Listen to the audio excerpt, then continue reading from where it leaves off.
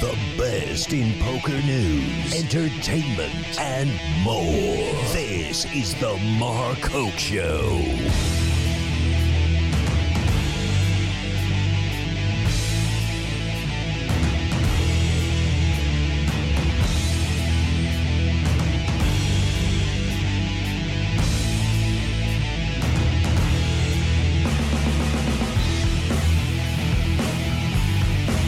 All right, everybody, how we doing today? We are live here. It is the World Series of Poker, Day 5. That's right, kids. This big party is almost over. Thank God. But it is getting just... I don't even know what to say right now because we have been seeing such aggressive play in this main event. It has been moving right along, and some great names are sliding up to the top of the board. Of course, some of the classic names that you're used to seeing this at this time, not so much. It has been a pretty rough one for the super big dogs, as, of course, we have no main event champions, all eliminated yesterday, and only one player that has made a final table in the main event before still alive. It has been just a brutal series here, but we have some great players that are finding their way to the top of the board, and I think we're going to have a great final table as we soon get ready. We're only 2 days away from the November 9. They are anticipating playing about 5.5 levels tonight. Kind of whittle this down as we get near the final 27. We'll have 27 players coming back on Day 7. So brace yourselves, everybody. It's already been nuts in there this morning, and we're going to break it all down for you. Let's take a look at what happened yesterday in just a second. But first, we'll want to mention, take care of a couple bookkeeping items around here.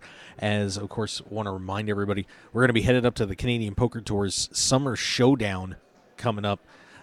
Make sure you go to CanadianPokerTour.tv, get all the details. We'll be there the last 4 days of the event, so we'd love to have you join us. Should be a great time. Look at these guys. Jack Effel and Seth Polanski and the team just kind of, it started. Let's get a coffee. Take it easy for a couple of minutes anyway.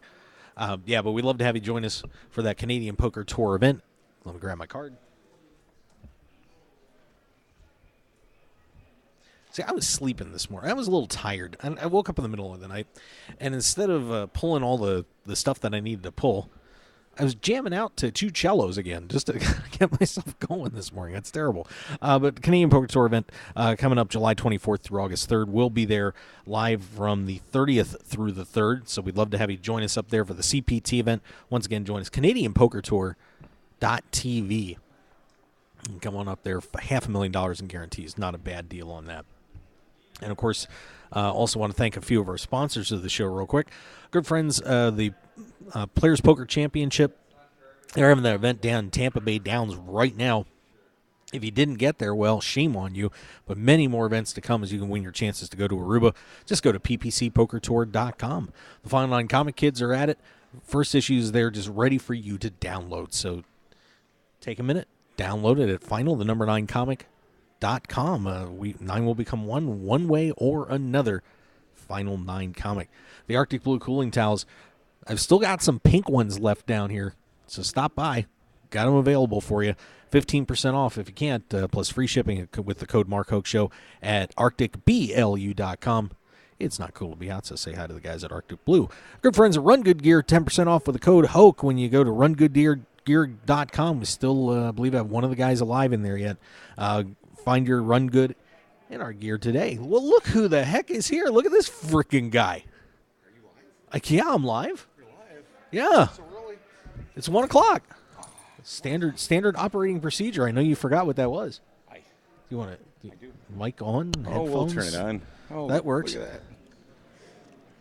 Nate Perfect timing. Dowland. Who the fuck is this guy? I don't know. I forgot. Good to see you. Wow. Joe and I were just talking about you yesterday. Oh, no. Like, where the fuck is Nate Dowland? I was. Pardon my French. I was I'm in still kind of a mood. sleeping. After that 50 days of wondrous World Series of action, I decided to creep up for a day. Okay. Maybe 2. I think it was like 5. I wish. I wish. But Nate's here. Of course, once again, go to rungoodgear.com. Blind Squirrel Apparel, we got 20% off with the code Hoke at blindsquirrelapparel.com. Look good and be lucky. It's for the gambler, man. For the gambler. For the gambler. Check it out, blindsquirelapparel.com. You might be able to get some bulk discounts from me today if you stop by. Like my entire van right now. There's nothing else. There's nothing else here for sale. No, there's a little WSOP stand up there. Oh, is there? Yeah, they condensed and moved. They condensed and moved. Is everything on sale now? Is it I don't know. Worth buying? I don't know. What this stuff? Oh, yeah. I don't. Well, I'm kind of joking around about the discount. I'm just saying I have a little bit of stock. Some Buggy Fun Rentals. Look at you, just trying to get an edge. That's Some Buggy Fun Rentals. Hey, we want to thank them for having us up there. And I'm going to be going up with Chad Holloway on next Wednesday after the show. I've got to talk to Amanda and Steven and see if I can sneak my way into one of those little rides. There you go.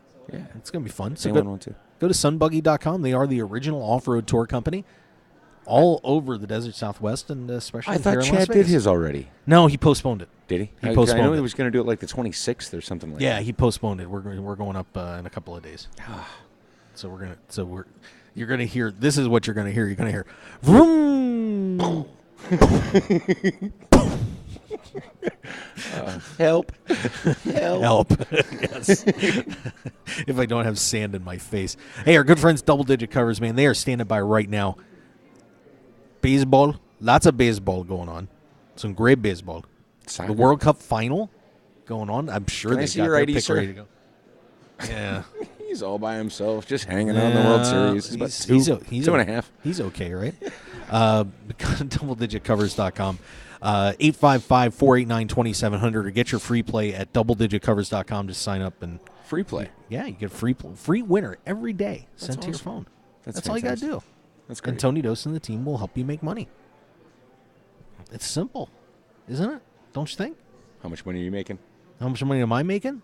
I don't bet on sports. Smart man. Yeah. Smart Not because I don't want to. It's because, I maintain proper bankroll management. So when you have You have to zero, have a bankroll to yeah, manage. exactly. So that's my issue. We also have our good friends at Team Poker Joker. Grin and win today with the guys at Team Poker Joker. That cult is just growing and growing daily. It's swarming the world. I remember that. I remember the movie Swarm. It keeps coming at you. 10% off the code Vegas Hoke at TeamPokerJoker.com. The Nevada Poker League's firing up the new season. Over $50,000 in cash and prizes. Free to play. If you're here in Las Vegas, Tip your dealers. 17 different locations. Just tip your dealers. Take care of everybody. I'm going to be dealing for the Nevada Poker League soon. Smart man. I'm pretty excited. NevadaPokerLeague.com. And off-tilt poker tables, $300 off your next table. That's a good deal. The best I was seeing some of the refelting he was doing, and wow, I know, it's amazing, Nice- isn't it? nice job. Brian does the job right. So go to offtiltpokertables.com or give him a call. 262-490-3812 is the number to call. We got our good friend Dutch Boyd with the Poker Tilt book. check it out. Amazing book. PokerTilt.com. Yeah. Pick it up at Amazon, or you can also get it on your Kindle now. Yeah. That's awesome. They got it going, so check it out. It's a book Such a you good will book. not put down. It is amazing. The Grindettes hanging around, of course. Grindettes.com. The top ladies poker Sorry to team. hear about Jamie Kerstetter going down in a ball of flames yesterday. Was Yeah. it yesterday? Or day before? I'm not sure. I can't remember Me which either. day it was. But, Jamie made a solid run here in the main event. Go to Grindettes.com, Twitter, at Grindettes, Facebook, the Grindettes, please. Global Poker Index, we're simulcast on there. We want to thank those guys for that. The Poker Ranking Authority, find out where you rank, man. You in the U.S., in your state, in your region, or in the world. Check it out at globalpokerindex.com. And our good friends at Las Vegas Advisor. If you're in Las Vegas, you need that coupon book. It's got Absolutely. everything. Gambling discounts, food discounts, hotel. Whatever you need, they've got it. And they have an online casino. Yeah. Free online casino. So check it out, LasVegasAdvisor.com. All right. We got all the business out of the way. All right. I'm So excited. now we can talk poker. Almost. But there's one more Have you guys thing. made fun of me yet? I don't think I've been on the show since I've actually bubbled, Mark. Yeah. I bubbled the 25-man scramble on WSOP.com. I am AA for you, OTR. And Maybe you should add a 26 onto the end of that. you know, There's your only needle that I've given you on that whole thing. You should add a 26 to that. Oh, well. Good run, though, buddy. Sorry you didn't win, but I shoved with kings. Yeah. I knew I was Kings on the against bubble, fives, yeah. but kings versus fives, I'll make that shove again. Yeah, absolutely. Can't blame you for that. Oh well. On to the next year. On to the next let's get on with this event that's coming up We tomorrow. got to make sure we mention the Chad Brown Memorial and Charity Tournament coming up tomorrow over at Binion's. I'm going to go register for that tonight. Oh, there you go. Awesome. Hey. Should get me if you stake me, I'll come and then I'll just do it I'm afterward. actually a friend of mine is putting me in with Binge Poker. Is actually putting me in there. Oh, okay. So Well, he's going to be coming up with a lot of new products and services over the next year that you're going to be hearing a lot about. Okay. So awesome. So really good stuff. Get over there to Binion's. The memorial service starting at 4 p.m. Upstairs in the Longhorn Lounge, which used to be the old bullpen for you old timers that know where that is. I've been in the old bullpen. It's pretty cool. So make sure you go over and open to the public so anybody can go and pay their respects to Chad. And then at 6 p.m. is the Memorial Poker Tournament benefiting Where Charity Works and the TJ Martell Foundation. 200 plus 25 buy-in. Half of your buy-in is going to the prize pool, half to the charity. $3,000 in chips, $50 rebuys to get another $1,000. $50 add-on for $5K in chips. 20-minute levels. And you can get a rebuy anytime when you're under 3,000 in chips. So fire away. And that's at at 6 p.m. 6 is when the tournament post-meridian. starts. 6 post-meridian is the tournament starting. And they also even set up a rate for the Four Queens Hotel. You can get a discount rate with the code CHAD14. Saturday night you get 55. It's 55. Sunday night 25. That's a good deal. Yeah. That's $55. So if your wife throws you out of the house, Nate, you got a $25 hotel room on Sunday night. You mean if I don't want to go home? That too. That too. But awesome prizes over there. They're giving away a PokerStars Caribbean Adventure main event seat. That's a $10K prize right there. You got a Montreal Poker Festival main event seat plus 5 nights hotel accommodations. PPC's got some stuff for their tour. Run Good Gear's got a series package seat there. 3 seats to the WPT 500 for next year. WPT Deep Stacks has in their the Heartland Poker Tour. So everybody's really chipping in on this thing. So make sure you guys, if you can get over there to play it, it's going to be an awesome time. And, of course, pay respects to one of the nicest guys to ever grace a poker table, Chad Brown. $50 rebuys and add-ons. Yep. So that's nice and inexpensive. Yeah, it's going to be a great time. Yeah, Hope everybody can make it out. There's going to be a lot of great celebrities there too. So. Yeah. So if you need more information, just go to downtownchadbrown.org, and you'll be able to find it pretty easily on that. Now, let's get down to business, shall we? Matt Haugen. How about this guy? Looking pretty good. Dan Smith. How about Dan Smith? Yeah, we'll get to Dan Smith, but Matt Haugen was the chip leader at the end of the night, made a great run late. And, of course, the Poker Pro from Chicago is going to be leading into day 5. So we want to wish him all the best of luck. Of course, so many other players hanging around in there, and your top 10 to start the day. Now, this is fluctuating a little bit because we've already had some nutsy cuckoo action going on in the room, and that's about the best way to put it, I think. Zach Gigante, 2.36 million. Haugen starts out with 2.8. Griffin Banger, the online superstar and really Canada's top online player, 2.32 million. Michael Finstein had the lead for a little while yesterday. He's at 2.31. Bruno Politano made a late run. He's at 2.28. Dan Smith, who was passing the chip lead back and forth, well, he's in 6th to start the day at 2.22 million. And Doni Larabe at 2.19 million. Kyle Karanen at 2.15. Farid Fatin at 2.12. And Paknai Lisawad at 2.08. And, of course, yesterday we saw one of the interesting things about the day was how many people were just getting mauled all day long. I mean, I actually had one of the writers compare it to the Red Wedding at Game of Thrones. I thought that was an apropos. I'm glad I don't watch Game of Thrones. Oh, you would love Game of Thrones. Game of it's Thrones. death and pain and agony. It's wonderful. But yeah, it was just a slaughterhouse in there yesterday. Of course, Phil Ivey going down right around. I'm trying to remember what time that was. A lot of chips to lose. Yeah, he unfortunately just he had a bad hand early in the day and just couldn't quite come back. But Ivey went out against two-time bracelet winner John Kabaj, and Ivey did. Feldman was not lying in this piece, by the way. He sprinted out of here. He literally ran out of the room. Why? Well, he probably didn't want to be bothered. He Colemaned it. didn't want to be interviewed on his exit. Something along those lines. But Ivy ran. I mean, he did. He ran away.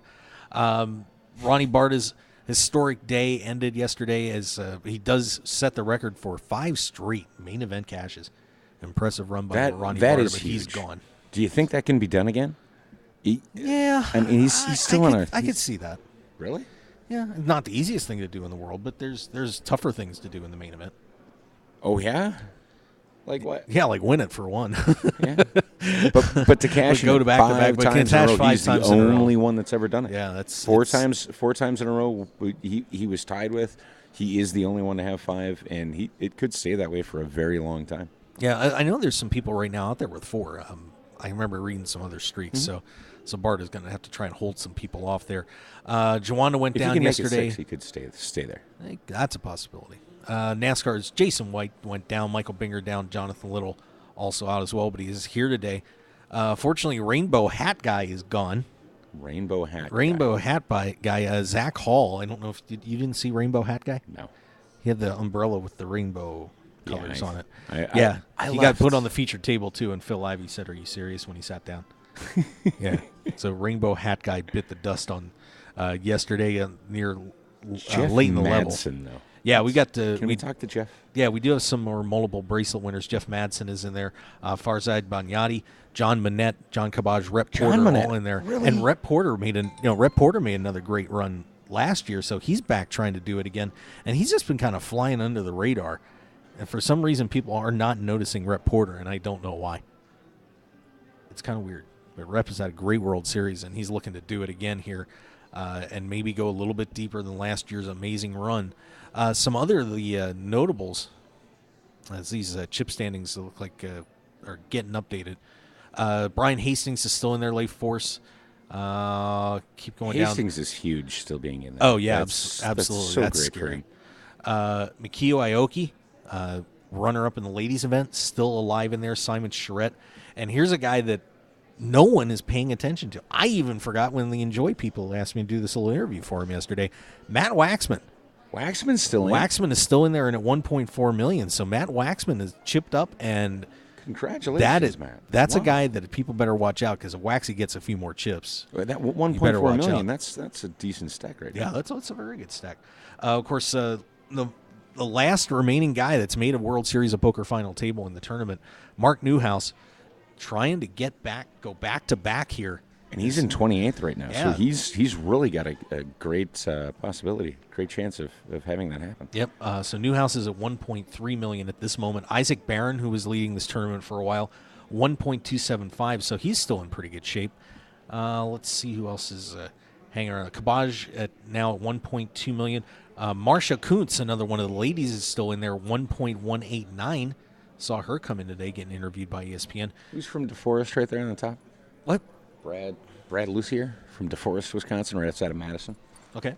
That's huge for Wisconsin. I like paying attention to the guys in Wisconsin. I used to play in Wisconsin, so that's big for the Madison area. Eddie Sabat.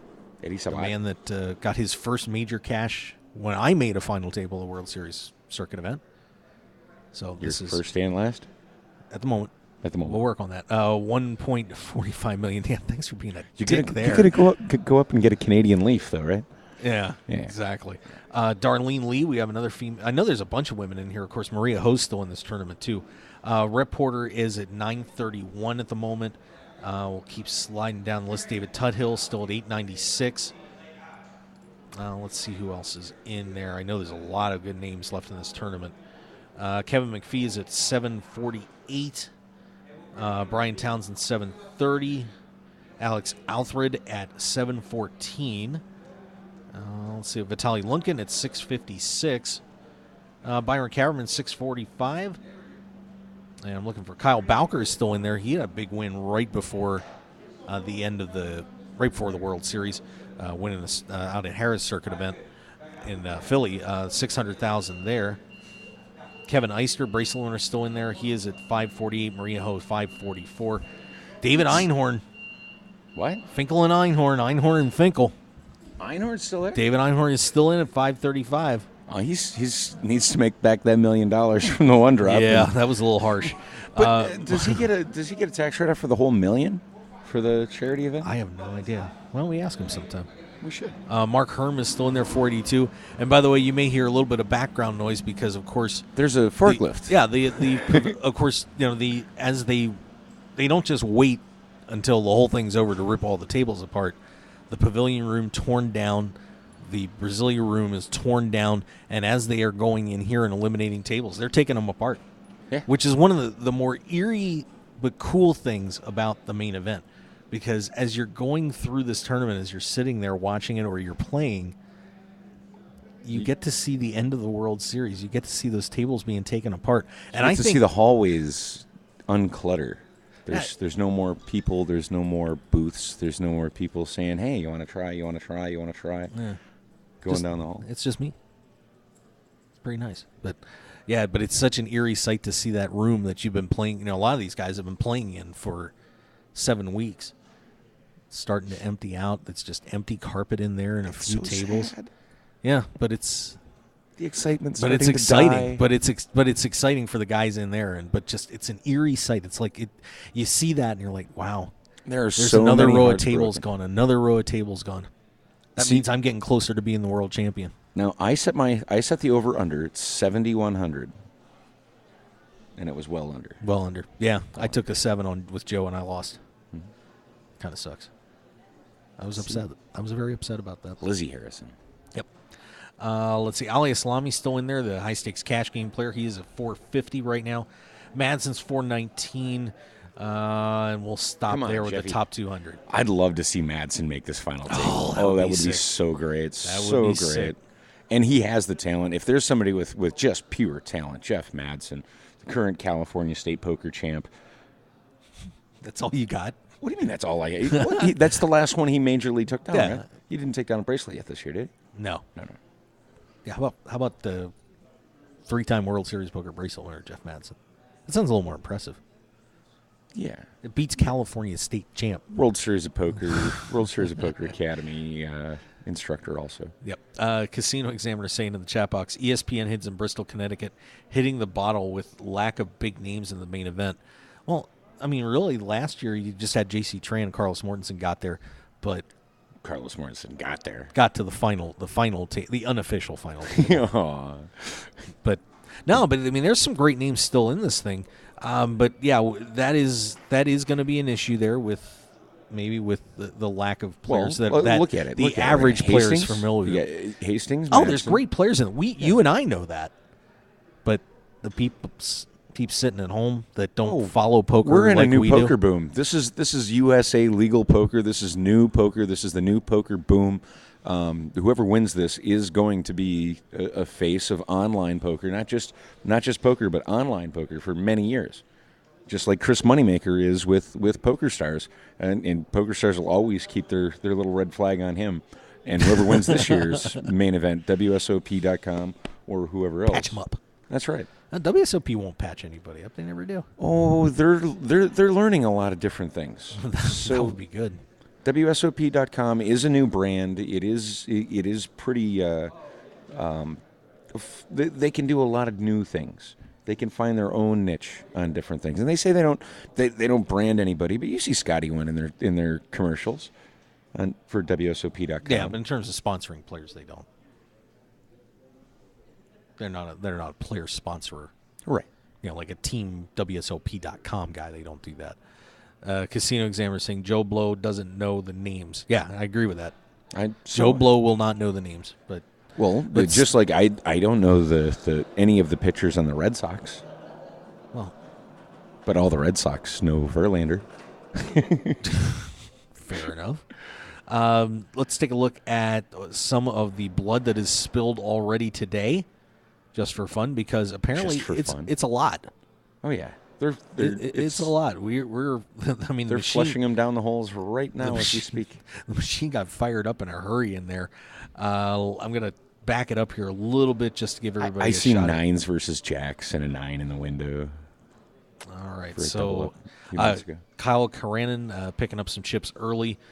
He actually puts a beat on Zach Sloan and eliminates him. It was ace queen against ace king. Karanin manages to hit the queen, and off to the showers goes Zachary Sloan.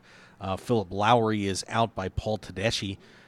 King Jack against sixes, so well, everybody's hitting jacks and kings today. That's fun. Andrei Zaichenko got a nice hand with a king high. That's nice. Mike Sowers taking a little bit of a hit against Jeff Esterling, but not out of there yet. Jason Leifer. Seaver didn't start today, did he? Who? Jason Seaver. Yeah. Scott Seaver. No. Jeez. No, he's not around. Well, no, he was around. I seen him. I saw him. I was wondering what he was doing There's here. people here. Jonathan Little came back today. Said hi to Jonathan. He's got a couple students still in there that he just taught over the last couple weeks. Which is probably why he's in the room. Yeah. Tim Stansford, the day 2AB leader, gone. Michael Palo has eliminated him. So we say goodbye to our day 2 leader. Aaron Painter is out to Tony Roberto. I got to run real quick. Okay, he's going to run. Let's see. We also lost Sam Jotty. He is eliminated, and we're seeing a few more players heading out the door here. It's going to be a little trickier identifying these guys this time around. Makul Pahuja, by the way, is still in there. Keep running down through trying to find some eliminations for you at this point. Brian Hastings chipped up a little bit more. Mark Wynn is out. For those of you listening at home that may have some friends there, Griffin Banger jumped it up to $2.58 million. Got himself a hand. Champy Douglas is gone. Michael Sklover is gone. And we're going to shift it over to the next page here. Bear with me for 1 second. And moving up the list here. Yep, we got Schlever out. Kyle Karanin, first player to crack $3 million. He goes over the $3 million chip mark. So Karanin closing it in. And John Monette is out. He loses a hand to Mike Parisi. Monette was holding, I'm guessing, ace-10 against Parisi's kings. And Parisi hits top set, king right off the flop. And John Monette has been knocked out of there. That's good news for everybody that's in the room because he was not going to be an easy out for sure. Let's see. Mike Waddle tripled up, so he gets off the short stack. Jay Goldberg and John Andres are both out. And out in a three-way hand. Wow, Sean Kelly gets a double elimination in there. Aces against ace-queen against jacks. Aces hold for once. And Sean Kelly gets a double elim on that. Jeffrey Rasmussen is out as Darlene Lee, one of the ladies left in the field. She goes to $970,000 as she whacks Rasmussen aces against deuces. So Darlene Lee continues to slide up the board. Joe DeGeorge, who actually I think we gave a T-shirt to this morning, eliminated against Christopher Shaw. DeGeorge 10-9 with a 10-high board, but Shaw with the jacks, and DeGeorge goes out the door. And let's see. Well, DeGeorge flopped top pair on that, but was still behind the jacks of Shaw. 9 hit, and Shaw wasn't too happy, but then hit the 4 on the river, and 2 paired up, and that was good enough to get Shaw through, and Joe DeGeorge is out. Griffin Banger just about at $3 million now as he takes a hand off Michael Palo. Anybody else out there? Big battle between Andrei Zaichenko and Matt Waxman. And that one goes to Zaichenko. Waxman, let's see. I'm just looking at this board here. They're missing some important information there, but Zaichenko will move it up. He goes to $1.72 million. Waxman down to $1.44 million. Joseph Thierry out. Some of your other eliminations. Mike Sowers is gone. Vincent Cloracci is out. Scott Augustine, Philip Lowry, Zach Sloan, Jonathan McCann, Benton Blakeman, the Poker Atlas All Vegas Pro, is out. And he was fighting a short stack the whole way. Jay Goldberg gone. Dwayne Wilnitz gone. Ruth Graham, one of the ladies, is out. Gennady Schimmelfarb is also out. Artine Ausen knocked out by Chanrasi Kuhn in a big hand. And Chanrassi now near the top 10, and he is a very dangerous player. One that I can tell you right now that if he gets to this final table, he is going to be a very tough out. Brian Hastings picking up some more chips. Tried to, but unfortunately got called on a bluff by Jeffrey Chang. Thomas Applegate gets a double up. Let's see. William Cole eliminates Kalarian Bax. And it looks like Cole hit aces and sends him packing. Ian Sandler is out as Adam Lamphere, name we've been mentioning throughout this tournament, takes him out. So Ian Sandler is gone. Who else we have here? Mikhail Pohuja goes top, and he will take down a big hand against Jean-Jacques Zetuin. And Mikhail Pohuja goes to $1.19 million. So the WPT Player of the Year is still hanging around. David Einhorn is also doubled up, goes to $480,000. So we've already seen a ton of eliminations already, and they are right now at WSOP.com is listing at 255 right now. 255 players left. So we're going to tell you what we're going to do. We're going to step back and take a break, and we will update your chip counts here for you, get everything reset, as we have seen our first player go over 3 million. One of the other ladies has fallen out of this field, but it has been a battle all the way, but we're starting to get close to seeing some chip counts here. Maybe by the end of the day that might be enough to get you in. Maybe. It's going to be close. But we'll step back and take a break, and we will be right back here on the Mark Hoke Show. Thanks for joining us. We're live here from the World Series of Poker.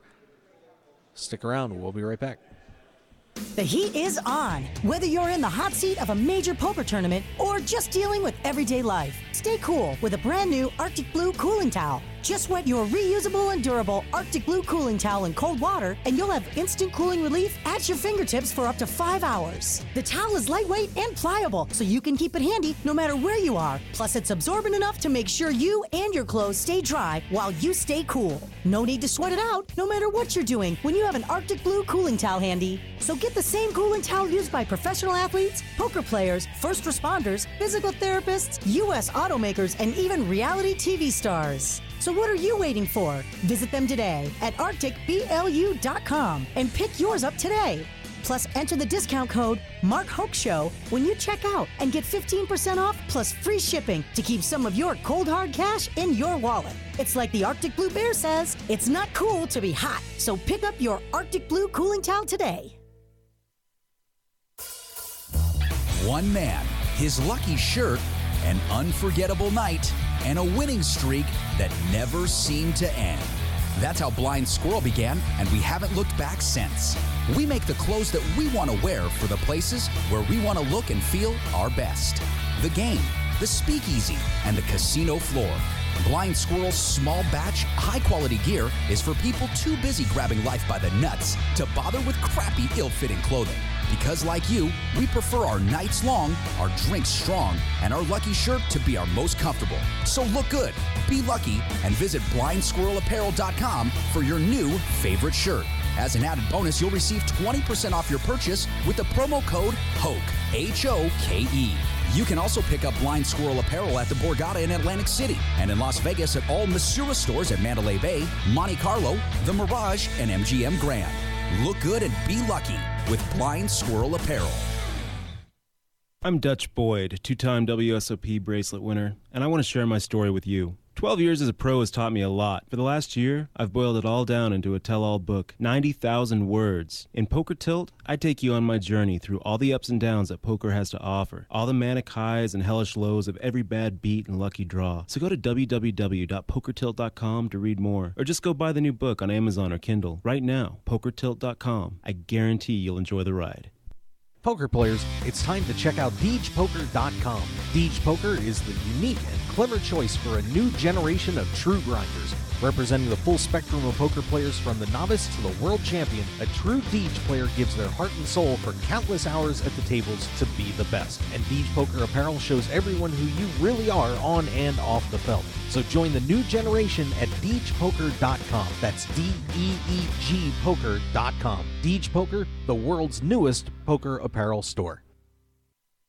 Your business and promotion will only go as far as your website will take you. That's why the Mark Hoke Show has only trusted one name for over 2 years, BlueRail.net. Whether you need custom website design and development packages or simply need a host for your website, Blue Rail is the only developer to turn to. It's time to discover the world-class personalized service only the Blue Rail team can provide. Visit us at BlueRail.net and call 520-822-5128 right now for your free consultation today. So get on board at BlueRail.net. How far do you want to go? RunGoodGear.com is one of poker's premier online stores for apparel. Their mission is to provide poker players with stylish and comfortable clothes for their daily grind. You've probably seen Run Good Gear at the World Series of Poker through Run Good Poker Pro Rob Salaburo or around the country through the WSOP circuit. Today, RunGoodGear.com is the place to go to gear up for the poker felt. So go there now with a promo code HOKE, that's HOKE, for 10% off your entire online purchase. Remember Hoke. Now go gear up. 9 poker players on a dramatic path to glory with unbelievable twists and turns that will keep you on the edge of your seat. It's the Final 9 comic from Room 110 Publishing. Go to final9comic.com to download the first issue preview and get ready for the official launch coming soon. 9 will become 1, one way or another. Final9comic.com. And for more details, make sure to follow them on Twitter and like them on Facebook at Final9Comic. Want more of The Mark Hoke Show? Then follow us on Twitter at Mark Hoke Show and like our Facebook page at The Mark Hoke Show for show news and outstanding poker content from around the world. Plus, enjoy the show anytime by subscribing to our podcasts on iTunes or at markhokeshow.podbean.com. We're even on your mobile phone at markhokeshow.podbean.com/mobile. Thanks for listening and being a part of The Mark Hoke Show. Now, let's return to the Mark Hoke Show. The Mark Hoke Show. Here again, your host, Mark Hoke. And I'll hit the magic button, and off we go. There we are, Nate. What's up? Boom. Nate Dowland, finally back in the booth. I am back. I thought you left us. No. I've been busy, Sad. man. I've wanted to get over here, and I'm just so exhausted at the end of the day, getting up and getting over here. You were a champ, an absolute champ. You didn't have much of a choice but to be here at 7:30 almost every morning this series, and you pulled it out, man. You did great. I'm not done yet. No matter, I still got to get through day 7. We got to get through the evening on day 6 and day 7. But you've had to jump through so many hoops, and they were some pretty high hoops there for the last couple of weeks where they were fucking with I you. got hooped. Hooped. Yeah, that was hooped. Yeah. Like moving the whole freaking jump booth. through this hoop. No, you have to jump through this hoop, and this hoop at the same time. Well, I got to tell you what, though. I'm hoping. Hey, he brought us Coronas. What a guy. Hey. Damn Yankee fans. I'm hoping the kindness that I've extended to the Enjoy team will carry over at some point. Yeah. That would be nice of them. But they've been actually they're going to be putting out a piece today on their website, doing a World Series update that I will be featured in. Ooh, the smokeless hokeless. Yeah, I don't smoke, but Enjoy. But hey, hey, they've been very nice. Got to enjoy it. I Did I just say that? I have to quit smoking by my 40th birthday. I promised my son, and I think Enjoy is really going to be the way I do it. Cool. It's going to be good. Well, we'll speak to the global marketing manager. Maybe we can help out. Yeah. We'll see how that goes. That'll be awesome. Yeah. Anyway, so back to the World Series. By the way, I believe Andrew Feldman is going to be joining us on the break. There is more out here in Vegas than just the main event going on right now. We do have a couple different main events. One over at Aria and one over at the Venetian.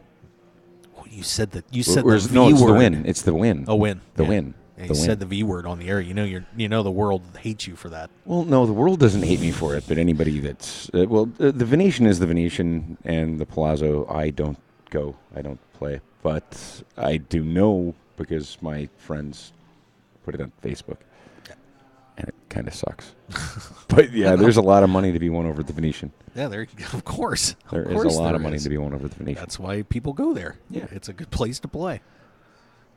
But I wanted to tell you that it was really interesting coming in here today and seeing the ESPN gang doing their thing, and they obviously do a fantastic job. But as you know, we've seen over the years that they're always out in the hallway when players are starting to come in, picking up, those quick snippets, those, 10, 15-second interviews. We've got our fingers crossed that we're going to be in them this year. Yeah, I should have been last year. I still can't believe that. You didn't see yourself once walking down the hall or anything? Not that I remember. Oh. But I didn't look watch that closely. I didn't look. I should have been paying more attention. But I swear to God, Nate, there was a guy that came in with some sort of bullwhip, lasso, something on his hip. Or he's holding it, down by his hip. I kid you not. Dude it was either a bullwhip or a lasso. I don't ask me why, how. I didn't know you were allowed to bring weaponry into the World Series of Poker main event, but that's a throwback right there. That's like to the Texas Dolly days. Yeah, and it's strange because this is one of the only casinos I have ever seen that you can buy a samurai sword in upstairs. That's kind of nerve-wracking, isn't it? It is, because you could just go in, buy a samurai sword, and just go to town. Head right up to the 51st floor, up there in the Voodoo Lounge, and just hack away. Yeah. God, you'd never get stopped. We shouldn't be giving anybody ideas. That's not good. But yeah, so somebody brought some sort of lasso-y bullwhip kind of thing in. Indiana Jones style poker. Indiana Jones style poker. We're going back to Texas Dolly's early days, out on the range. Amazing. Going through the prairies and deserts of Texas. Boy. Rawhide. That would be one hell of a way to take out your frustrations. Tournament directors.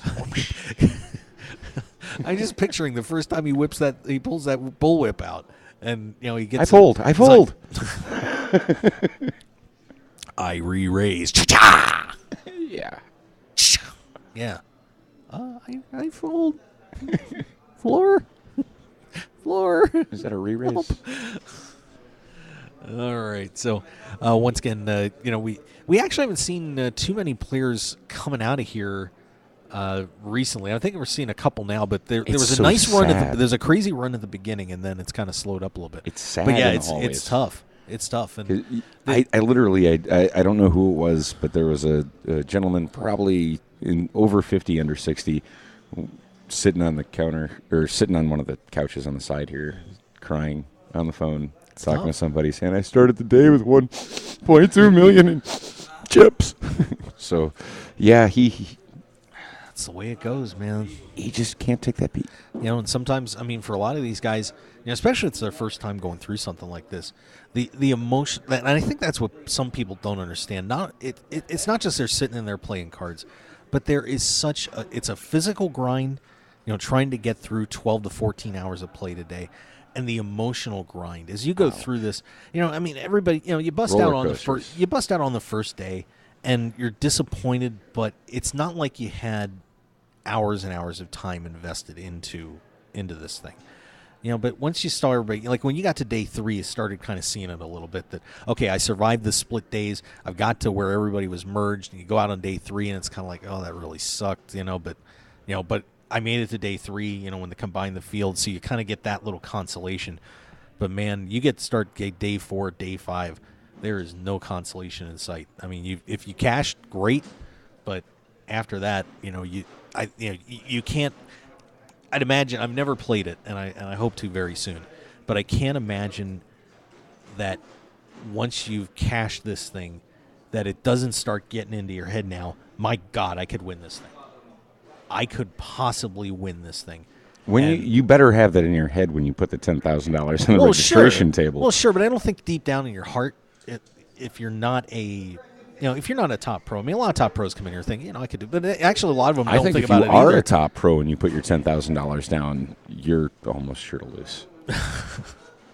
That's a possibility.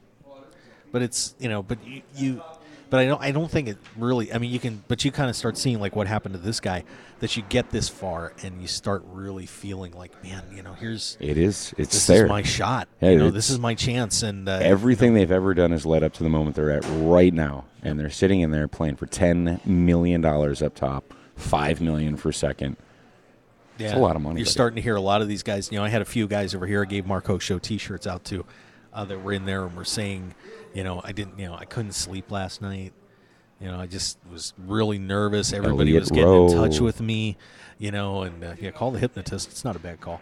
But these guys started to finally feel it, and now as these eliminations begin, especially tomorrow, it's going to be even worse. But the emotion, the emotional attachment and that sense of when you get knocked out of this thing, where you just feel like a burden's off your shoulder, but it hurts so bad that you lost. It's tough. It's tough. I know from experience. So does our other co-host Joe. He's now burst his own main event bubble and kicked it off his bucket list. My turn. Your turn. You're the only one of us. You're the only one of us that hasn't played the main yet. Yep. So that'll come. Get it? Yeah. I think I'll start. Did you play that 25-seat scramble at 215 scramble? No, I did play event 60. You did? Yeah. Which was 1,500 no limit. Oh, that's right. That's right. Yeah. Deep run. Missed the cash, but deep run. Yeah. Had fun. I deep ran the monster stack and busted 1,500 deep. Yeah. I busted 2,000 plus deep in my turn. I'm still mad at myself. We're gonna start telling bad beat stories. 26th. Oh, it's 1,235 players. 25 people got a $10,000 main event seat, and I was number 26. I'm gonna call you 26 from now on. That's okay, Mall Cop 99. That's you can fine, call me 26 all you want. That's fine. Bubble boy. That's just me. I'll take the bubble, but you know what? I was there. Yeah, absolutely. I was there. Kevin Mather's putting a cute little picture out, by the way, and a tweet that says, if you were hoping to, I think he missed a word in there, to play at a deep stack in Brasilia today, hashtag they gone, picture of the empty Brasilia room. I actually had somebody ask me about that today. Yeah, where? They came up and the last 2 days they've asked me, where's the deep stack tournaments? I'm like, check the Rio Poker room. That's what I said, because they gone. Let's see what else. But even though on the schedule it does say they're supposed to play until the 15th, right? Yeah, but I don't know. I don't know if they're up in the other room or not. Up in the kitchen's gone. Yeah, everything's gone. Everybody bailed out of here except pretty much us. Anybody that's worth anything anyway. I mean, we're still here. Bastards. Hey, the onesies are still out there. You can still go down and get yourself a onesie. You can go zoop it up. Yeah, and by the way, I want to extend once again thanks to WSOP, the Enjoy team, and Monster for putting on the media tournament, supplying some prizes for that. I heard you got a headset. Oh, those are it? Yes, yeah. Oh, you jackass. Took out Ty Stewart. Oh, did you? You took out Ty? I took out Ty. Ty was wearing the onesie. Yeah. Ty was wearing a onesie. Ty actually took that onesie and when he was wearing it, literally had zipped it like up to here. Because you can zip your whole head up in it. There was a hole like right here that Ty was peering out of.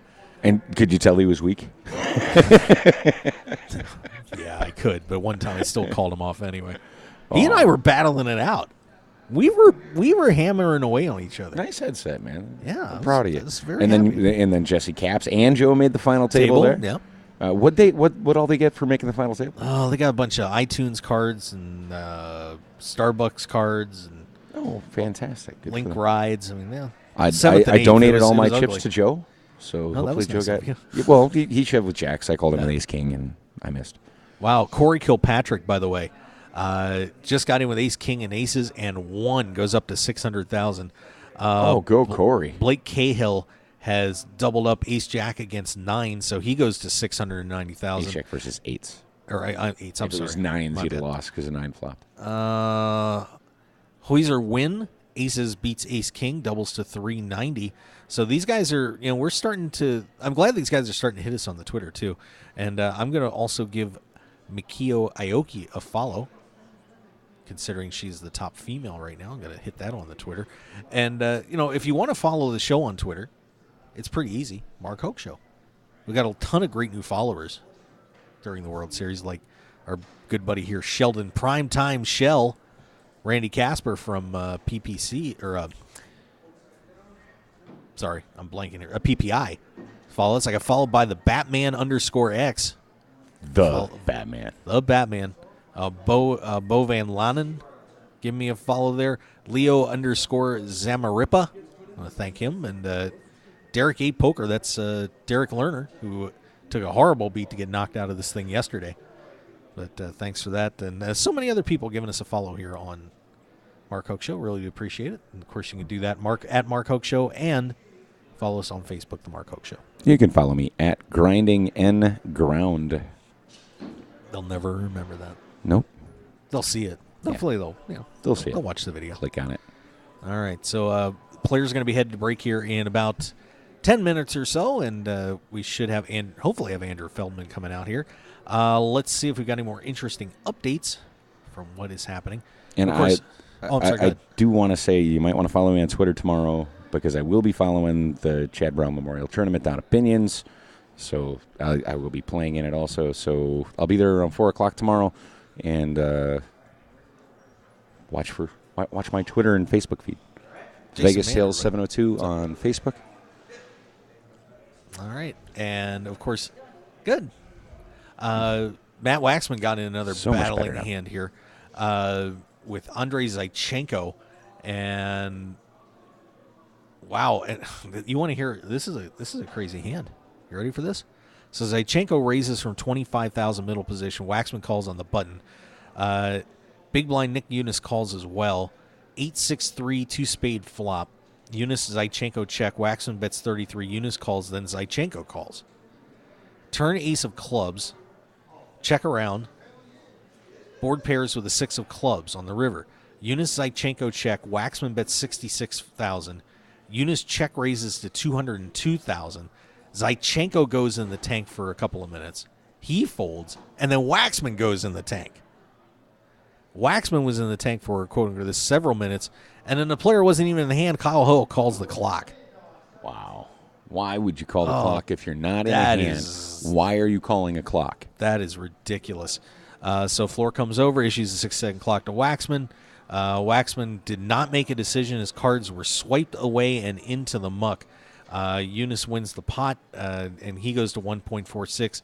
Waxman goes down to 1.263. So, wow. Okay, so a guy that wasn't in the hand, didn't have any decisions to be made, didn't have anything to do but just sit there and watch people bust around him, calls a clock. On some very good players, too, by the way. That, I don't mind in certain situations when people call the clock, but, I mean... If you're in a hand, absolutely, it puts more pressure on your opponent. If you're not in a hand, don't be in the hand. Stay the hell out of it. That is, to me, is pretty unacceptable. I think that should actually be a rule. If you're not in a hand, you can't call the clock. It doesn't affect you. So, well, it can, like we did If the with blinds, with the if the massive blinds are stalling, going for up. example, yesterday. That was pretty ridiculous. Well, yeah, no, it's not ridiculous because when you're on that money bubble or when you're on a bubble and you're getting more money for the next out, that stall, whether it's legitimate or not, can make you money. Yeah, but if you know how to technically use it in style. It was it's a okay. little out of hand yesterday from all reports. Just a little. And that's like, why they have hand-for-hand play. So, yeah, only one hand for hand. But, so Waxman gets into a tough one there. Matthew Smith is out as he loses to Zachary Hurst, queens against or ace-queen against queens, so Hurst takes him out. Really? Not Dan Smith, but Matthew Smith. Yes. Okay. I'm all in Honey Bunny. We have a guy yelling to his wife, I'm all in Honey Bunny. Is he on the rail now? Daniel Miles calling the Honey Bunny. No. Not busted, but down to 329,000. Wow. Okay. But that's actually up 144,000 Yeah. from his low spot. So that's good. Let's see. We have Brad Saylor picking up some chips against Andoni Larabi, who's he's over 2.1 million is Larabi. Some other ones, Dan Smith, 2.55 million. Kane Callis, 1.1. Rasmus Larson, a little over, 1,080,000. Benjamin Gold, 1,050,000. Marsha Kuntz hanging around the million chip mark. Jack Schanbacher, 850. Let's see who else we got there. We got Tom Roop in a little bit of trouble. And looks like we have lost. Manik Lozier has knocked out Paul Tedeschi. So the German claims a victim. And, of course, a great World Series for the Germans. They picked up 5 bracelets this year and trying to maybe sneak one more in here in the main event. I made that call. Thank you. Boom. Yeah, Germany. Deutschland. Big winner for me. Thank you. Some other ones. This is interesting because we really don't know who these guys are. Vladimir Bozanovic, 1.8 million. Dan Sindelar. That name sounds familiar. I'm trying to remember that one. I'll have to look that up. 1.75 million. Brian Shea, 1.3. So Leaf Force out of North Carolina, 2.563 million. Trevor Martin clears the 2 million chip mark. How about Clayton this guy's Ham. name? Leaf Force. Yeah, that's a good one. That's a beautiful name. That's a great poker name. That one will stand out. And he's a very, very good player, by the way. Of course, I know he's won at least one bracelet, maybe I want to say 2, but one or 2. I know he is a bracelet winner, but Leaf Force continues to chip up as well, so he's looking pretty good.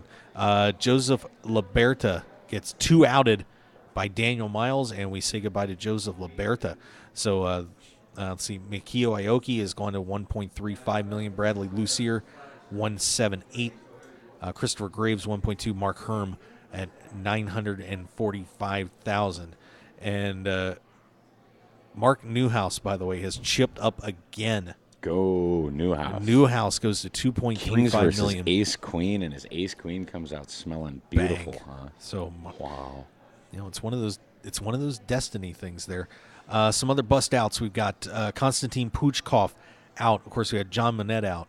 Ian Sandler is gone. Ezra Abu Ghazal, just because I wanted to say the name, is out. Joseph Thierry gone. Tony Nardi, Paul Tedeschi, Jacob Phillips. John Monet's gone. Yep, John Monette is out. And apparently Corey Kilpatrick has been eliminated. So Kilpatrick, who won a bracelet earlier in this World Series, is out, and another big name falls. Brian Townsend is doubled up to stay alive. He goes to 652,000 as he picks off a hand here against Paknai Lisawad. So Brian Townsend doubles up. Michael Schwartz doubled up through Mikio Aoki. So there you go. It's getting crazy in there. But we start looking at these chip counts, Nate, and of course, we're looking at last year. How many ladies do we have? I believe it's 3 or 4 at this. I think it's 4 right now because I know we lost 1. I think we started with 5 today. I want to see one at the final table. Oh, that'd be with great. only 241 players, it's going to be a very difficult task for any lady in the field still. Yeah, it's good possible. I mean, we do have some. A few of them have some pretty good chips right now. Miki Aoki, I believe, is leading the way for the ladies. 1.35. Was she at the ladies' final table? Yeah, she was the runner-up. Okay. She was the runner-up. Just making sure I had the right name. Yep. And I mean, if I keep going down through there, I know there's a few more left. Maria Ho should still be in the field. Marsha Kuntz is at 1 million chips. She's down a little bit. And I believe there was Darlene Lee, 970,000. I know we lost one of the ladies earlier. So I think that was all that was left. So Aoki is a B. It's not pronounced Aoki though, according to what's his name from the stream. He pronounced it differently. Well, that doesn't mean it's necessarily. No, because he asked her about it. Okay. Because he was being corrected all night, and he's like, "No, I asked," and she said, "This is how I pronounce her name." Aokai. Okay. I don't know. I mean, if I'm wrong, I'm wrong. I'll find out at You're some wrong. point. It's not Aoki. I know that. I'm really rooting for this guy to get to the final table. Librasi? No. William the Greekiest name in the world. Constantino. Constantinios. I don't think it's all there. I don't think it's all there. It couldn't be all there. Do we have the first name to get cut off on WSOP.com? They need to shorten it to Willie. Well, I know a guy. Willie. We actually have a Willie Papakonstantinios. We actually have a listener whose last name is Constantino. Right. So that could be Constantino. Papa Constantino. By the way, chat box, Vegas Angel says hi. Hey, it's Nate, so cute. He should stay out of it if he not in hand. I guess she's talking about the clock. The clock. Yeah. She's right though. If you're not in the hand, that's a dickheaded move. It really is. I'm sorry, but there's no other way to put that. Right. You might as well just enter the ladies event. Yeah. Instead of calling a clock on somebody in the main event and you're not in the hand. Yeah, that's kind of silly. Douchebag. There you go. All right. They should have like today's time clock was called by blah blah blah, which is sponsored by Summer's Eve disposable douche. Just saying. Sponsored by Douchebags or Us. Yeah, exactly. Sorry. Anything else? Chip counts right now because we're going to hang on for a little bit. We would take a break, but we are hopefully Andrew Feldman is going to be joining us, ESPN's second greatest poker guy. The second greatest Canadian player is currently in the lead. Griffin Banger, yes. Over $3 million. He is at $3,300,000 as he is reporting in. Kyle Karanin, $2.905 million. How excited is he to stop what he's doing and to make sure he goes to my stack application and update it to $3.3 million just so he knows he's in the chip lead? Yeah, he's getting some good tweets out and everything. He's doing a nice job. Is he doing it or is Israel doing it for him? I don't know. Makes a difference. He's making some tweetage.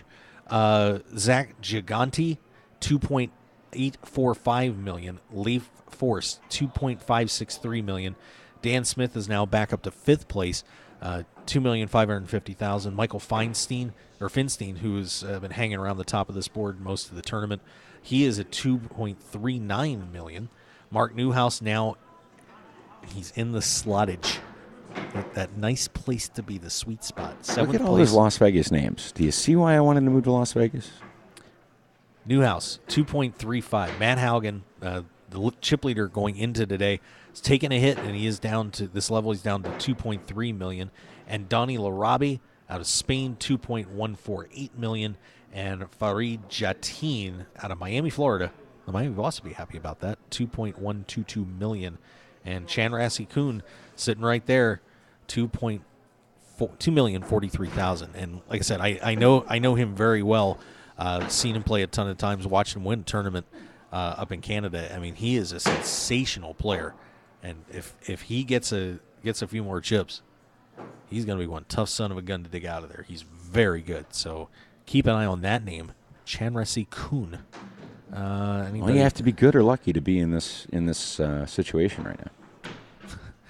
A little bit of both doesn't hurt. Vegas Angel got censored in the chat box. Oops. Oopsie. He is a censored. She said douchebag. I don't think douchebag gets censored in the Ustream chat box. It must. Let me check. Well, actually, I don't think I can get censored in the chat box. So if somebody wants to put douchebag in the chat box, make sure you space it, douche and bag. See what we come up with on that. If you don't have, if you're in the chat box as a guest and want to sign in, just go to Ustream.tv, which is our broadcast vehicle that we use here on the Mark Hoke Show, and get your username real quick. Take it like 15, 20 seconds. Sign in, and off you go. You can interact with us. And of course, we'll Casino Examiner typed in Mark, you're a douchebag. No, he didn't type in Mark, you're a douchebag. He typed in douchebag, but he did. But he got away with one word. Okay. She said sorry, but yeah. What did you put in there? What did who put in there? Vegas Angel. She's watching. I don't know.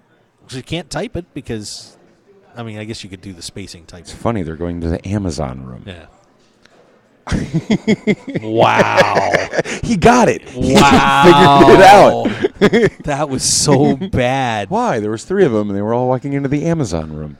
What's the matter with that? You guys out there. Because they're all 6'3" and female. They were some very tall ladies walking by. Into the Amazon room. Into the Amazon room. Nate. Just stating the obvious, Mark. Shame on you. My own little John Madden moment there. Doug Hull walking by, everybody. Doug Hull. Author of Poker Plays You Can Use. Interesting hat. Yeah, he's got the greatest hat ever. Doesn't Except for a rainbow hat guy. What about the Would you purple wear haze, that? man? Would you wear that? Would you wear the purple or the multicolored umbrella hat? Buy me my On the $10,000 main event seat, and yes, sir, I will. Okay, if you were wear it. bribed, of course. Yeah. If I'm in the main event, buy me the hat. I will wear it in. All right. Especially on the money bubble, yes, I will wear it. All right, so I will players come in as Bubble Boy. Players are coming out here on the break, so they have survived another level. God, that's got to be a good feeling. They're all sending 5. tweets home, updating their Facebook and investors and all their friends. Yep. Alex Althred, is he your friend on Facebook also? Yeah. He's still in. Yeah. He's crushing. Yeah. Yeah. He was at like 500,000. Kara Scott's here. That's all that matters. Kara OTR on Twitter. All right, so I just everybody like saying OTR. Yeah, I don't blame you. And then who is that young lady in the white pants right there? I have no idea. But she definitely brightens up the room. Yeah, absolutely. All right, so players are on break here at the main event. We are, of course, on our Day 5 coverage. And, of course, brace yourself because you know what Day 6 and 7 means, Nate. Pain, blues, and agony for all of us. But the cool part is that we're going to be planting everybody in the room, get instant hand updates. information. So, it's going to be fun.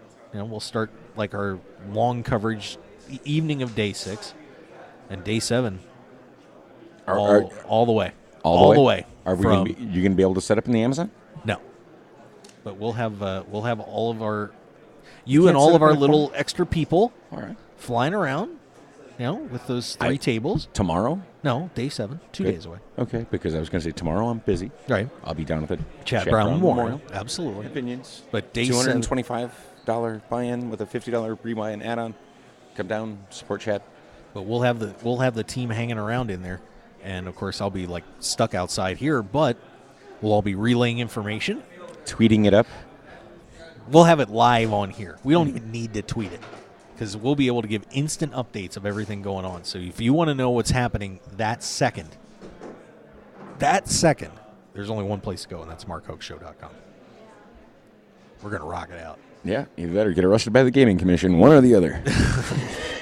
No, we won't get arrested by the Gaming Commission. Jesus. All right, so we are... Vegas Angel said the word was, I believe would be bitch would be the word. It was the B word, so I'm assuming it's not Bumblebee. No. That's pretty bad. Bart Hansen hanging out here on the phone. But once again, these numbers starting to whittle down a little bit more, and I'm curious to see what the official head count is. WSOP.com is listing at 234 right now. 233 people away from $10 million. I know. I think that's where I'd really start getting nervous is when you get under 200. That's when I'm going to get. I think that's where I'm going to get less nervous. No, I'm going to start thinking about it a little bit. This is where you build confidence. This is where the cream rises, Mark. Well, I'm very creamy. Without a seat. Reporter Speaking of creamy, getting Lizzie Harrison. Reporter getting taken to the ESPN room. He is going to probably be getting an interview done. Kara Strat trying not to get run over by everybody here. My camera trying not to get destroyed. Trying not to. Thank you. Appreciate that. Kick save and a beauty. I bet he's Canadian. Are you Canadian? No? Okay. All right, there you go. So you guys in? Yeah, our buddies in the Thunderdome. Yeah, we're sweating the buddies playing at the main. Okay. Nice. Cool. So they're having a fun time. Yes, we are. We are live on air on the Mark Hoke Show right now. Chicago from the Horseshoe. Yeah. All right, sure. We appreciate it. We just wanted to say hi to all the guys back home from Chicago in the Horseshoe Poker Room. Stu, Robert, Neil, everybody from John and Sam. We appreciate it. Hope you enjoy the show. Thank you. No problem. Who are you guys sweating? Yeah, who you guys sweating on there? We're sweating our friend Brad Saylor. Okay. Sailor. There you go. He's like, oh yeah. We're on actually the featured table. Yeah, So he's got some updates written about him. Have you been checking the WSOP updates, making sure that every. The rail makes a big difference, especially when you hit that final table. You guys coming out in November if he makes it? Absolutely. Yeah. Party time. Party time. We Chicago railed a buddy of ours, style. We Dutch need Boyd, that. winning his third bracelet this year. It's a great time. Chicago, we like to party, but it's all about the dollars. It is. Yes. It is all about the dollars. Business first, party later. You betcha. So, well, there you go. So Brad Saylor's rail stopping by here. That's what's. Yep. Good luck. All right. So we're just once again hanging on. Andrew Feldman should be coming out here in a couple of minutes. Kicking over the cones. That's all right. Russ is good. He's all right. There you go. What's up, buddy? But once again, we are waiting for. We're trying to get Feldman in here. Yeah, you can sit down, sir. That's fine. He offered me the seat there. Oh. Let's not bring back that. Oh, is this the gentleman that sat down in the other seat? Yeah. Yeah. No. Sit, Larry. It's all right. No. We're on air. We don't have time to plan that stuff out. Jeez. Oh my goodness. Kyle Karanen has now gone to over $3.5 million here right before the break, as it looks like he picks off. Actually, takes a bunch of chips away from Timur Margolin. So Kyle Karanen goes to over $3.5 million, $3,525,000. So some more chip counts. Reese the Beast hanging out. Who's he railing today? He's got a cocktail in his hand walking by. Well, good for him. He ought to do an interview. Now that he's not the world champ anymore, he could stop over. Well, technically, I guess he's still the reigning world champion until November. Yeah. So that'll be all right. Let's see. With still a few guys from Michigan in there that could make it a back-to-back Michigan win. There you go. Garrett Garvin is out. Martin Jacobson busts him, and Jacobson, boy, and you don't see this very often. A guy no one who's led day one has ever won the main event. Right. But Jacobson is in contention right now at $2.1 million. So Martin Jacobson trying to bring that one home and make something magic happen there. Eddie Sabat, the man who stole my poker career, knocks up Farzad Banyati. You mean the closer, the guy that can close? Actually, he didn't win the tournament either. Oh, okay. He came in second. The guy that knocked me out beat him. Yeah. The dragon dude. Yeah. The dragon farmer, whatever the hell he was. God, I'm still bitter about that. But Eddie Sabat goes to $1.1 million. So he's still in there. Ola Amonsgaard is gone. Nicholas Nardello has knocked him out. Queens against Jacks. What are the odds that we hit somebody on break here with a forklift? I don't know. I just hope everybody's You don't paying think they attention. could find a better time to drive a forklift down the aisles than on You would break think. here at the World Series? You would think. All right. Madsen picking up a few chips, but he is in some big trouble right now. He's down to $181,000. We also have Patrick Coughlin gone as Brian Roberts knocks him out. Boy, they've got to fix that thing on Poker News with the WSOP updates with the ace disappearing.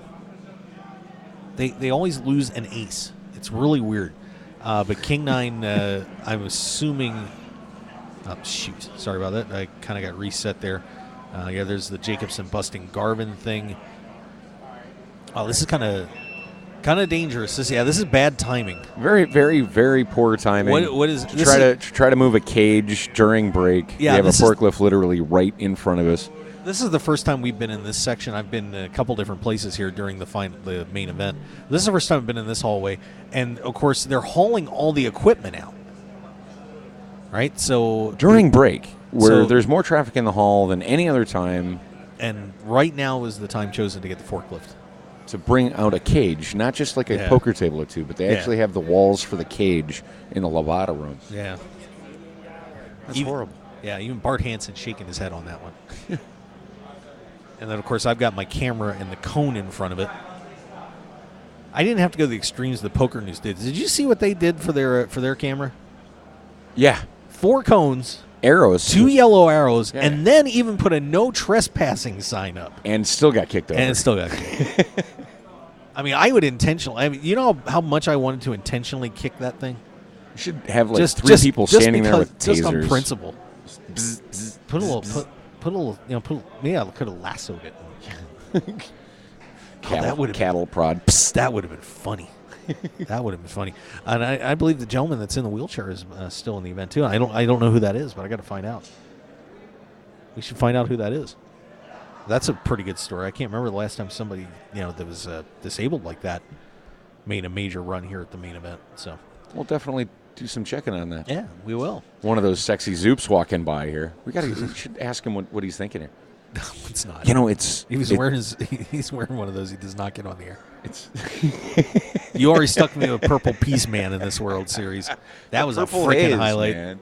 The Purple Haze, man. Was so What's up, horrible man? bad. It's the Purple Haze. Oh, he was Jesus. cool, man. How lucky he got to beat it to take down a bad beat jackpot here in Vegas during the World Series. I should have dick punched you for that. Pardon my French. Oh, come on. God, did you smell his breath? I thought he was going to vomit. Purple Peace Man. Thanks a lot. Thanks a lot. You're welcome. All right, so we're hopefully going to get an appearance from Andrew Feldman here. If not, we'll probably get him on the dinner break tonight.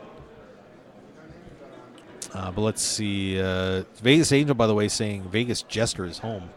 Oh, that's fantastic. Is that your? That's my boy. That's okay. That's the son. He was at Boy Scout camp for a week, playing with knives. Good for him. I got him a new Swiss Army knife. Very 11 cool. years old. I was proud of him. He passed his knife safety class in Boy Scouts, so I got him a. Okay, nice now something is not right here. Okay, this is a MyStack app error on somebody's He's part. from Belgrade, Serbia. Okay, he's not so- even in the tournament, is he? Well, actually, I'm trying to remember if he is. But he just went up 15 million chips. That is if he did. That is not good. We have our first massive faux pas with the MyStack app on WSOP.com as Vladimir Bozanik. He may have meant to put in 1.7 million. I think he wanted to put in extra chip. 1.7 and Press put an in extra zero. put in 17 million, which would definitely be enough to make the final table. Yes, but yeah. So you can just blind off for a couple days. We'll see you in a couple days, man. Yeah. Come back on day 7, you're fine. Yeah, you're good. But that's What pretty. are the blinds right now? Because he with 17 million in chips, you 17 could million take the rest chips, of the you day would have off. 6 currently on level 20. They're listed level 20, so I think we're going to 21 next. 6,000, 12,000, 2,080. Yeah, with 17 million, just take the rest of the day off. Go play some tournaments in Macau and come back on day 7. All good. Have fun. Yeah, and that's and actually we were going to start talking about that with the chip counts. Of course, we kind of broke it down a few days ago, looking at the numbers of what you probably need to get to the final table in this current era. And last year, of course, I believe it was Newhouse that was the bottom stack, came in a little under 10 million. Same thing with I believe a Soy Win or not Soy Win. God, who's short stack 2 years ago? I'm blanking, but it was around the same round. Steve G. It was still around the 9.8, 9.7 mark. So realistically, these guys can now maybe start thinking a little bit about, okay, where do I need to be to get to the November 9? As some people couldn't quite figure that out last year. As we remember, we had a gentleman I don't even want to think about November 9 on day 5. But I think it's. But one thing that I would think is important is knowing how many chips it's probably going to take to get there. Just because as you go through this, it's a good idea. I mean, you got to play. Once you you should get have in known when they closed registration and they announced. You should have known the average chip stack to make the final table if you were in the tournament. Yeah, you just take the most entries players don't. times 30,000 divided by 9, and that's your average chip stack to make the final table. The low chip stack's going to be probably 20% of the average. Yeah. So you're looking at 10 will get you, has a good chance. 13 or 14 historically over the past few years has been enough to get in there. So as these guys start banging away here, and it's kind of funny that. Did you notice the pay Buzanovic, structure? Yeah, I did. How much it lowered? I haven't It wasn't been on the show. It actually matches up to last year and pretty much in terms of pay, but obviously There's the a few big jump $1,000 at the missing. top. There's a few $1,000s missing from the bottom. Yeah. Well, it's not. Well, actually, it was only a few hundred. It wasn't too significant. Did you see the amount of people that are down there, though? Yeah. Yeah, it makes a difference. Oh, I mean, But they did try to make it as little of a difference as possible. But it did. They didn't reach the number that would have made it a natural $10 million prize pool, Right? Which would have been around. Which the will 7,000 happen. mark. Which will happen before 2020. Oh, absolutely, absolutely. Maybe WSOP.com will run a few more satellites this time around. Actually, I'm kind of hoping that they make it a digital tournament where you don't have to be here at the Rio to play. Oh. Just the final 9 would have to come here to play. I don't think that would ever happen. That would be sick. That would be great. That'd be horror bad. Why? It's a live tournament. It's a live tournament. I think they should have I think it would be fun live to do. and I think a it would be digital tournament at the same time. I think it would be fun to do a combo tournament like that where you be able to Where start you can online win a and bracelet, then where you can win a start bracelet. online and then come in and play, the second half of it or Well, something. that's along what they those did lines. with one of the online free rolls last year. Yeah, I mean that would be kind of fun, but the main event don't mess with the main event. I didn't like that they did the 10 million guarantee anyway. I didn't like the 10 million. Yeah, either. so. But Yeah. it was the 10th year anniversary for the Rio, so they wanted to make it a big whoopla and turn it into a marketing program. They did market it really well around here in Las Vegas, at least. I don't know about the rest of the country, but here we had billboards driving down the road saying win 10 million with a buck. We had giant 10 million guys, foam people attacking us in different places and all over the place. Flashing lights and. But we got some good I think things. I saw a hooker with the 10 million across where the tramp stamp was. I don't know. That would have been great advertising. That would have been fantastic advertising. I'm going to suggest that to the WSOP team. 10 million tramp stamps. Free tattoos. We're live here at the World Series of Poker main event, and I'm Mark Hoke on the Mark Hoke Show along with Nate Dowling. What's up? Doing our thing here and, watching some of the updates come in. We were hoping to get Andrew Feldman. Maybe he was referring to the dinner break tonight. It was kind of loud in here, so I couldn't. He said break. You're going to be here at the break, so maybe it'll be dinner break. We'll get to talk to Andrew tonight, but that'll be fun.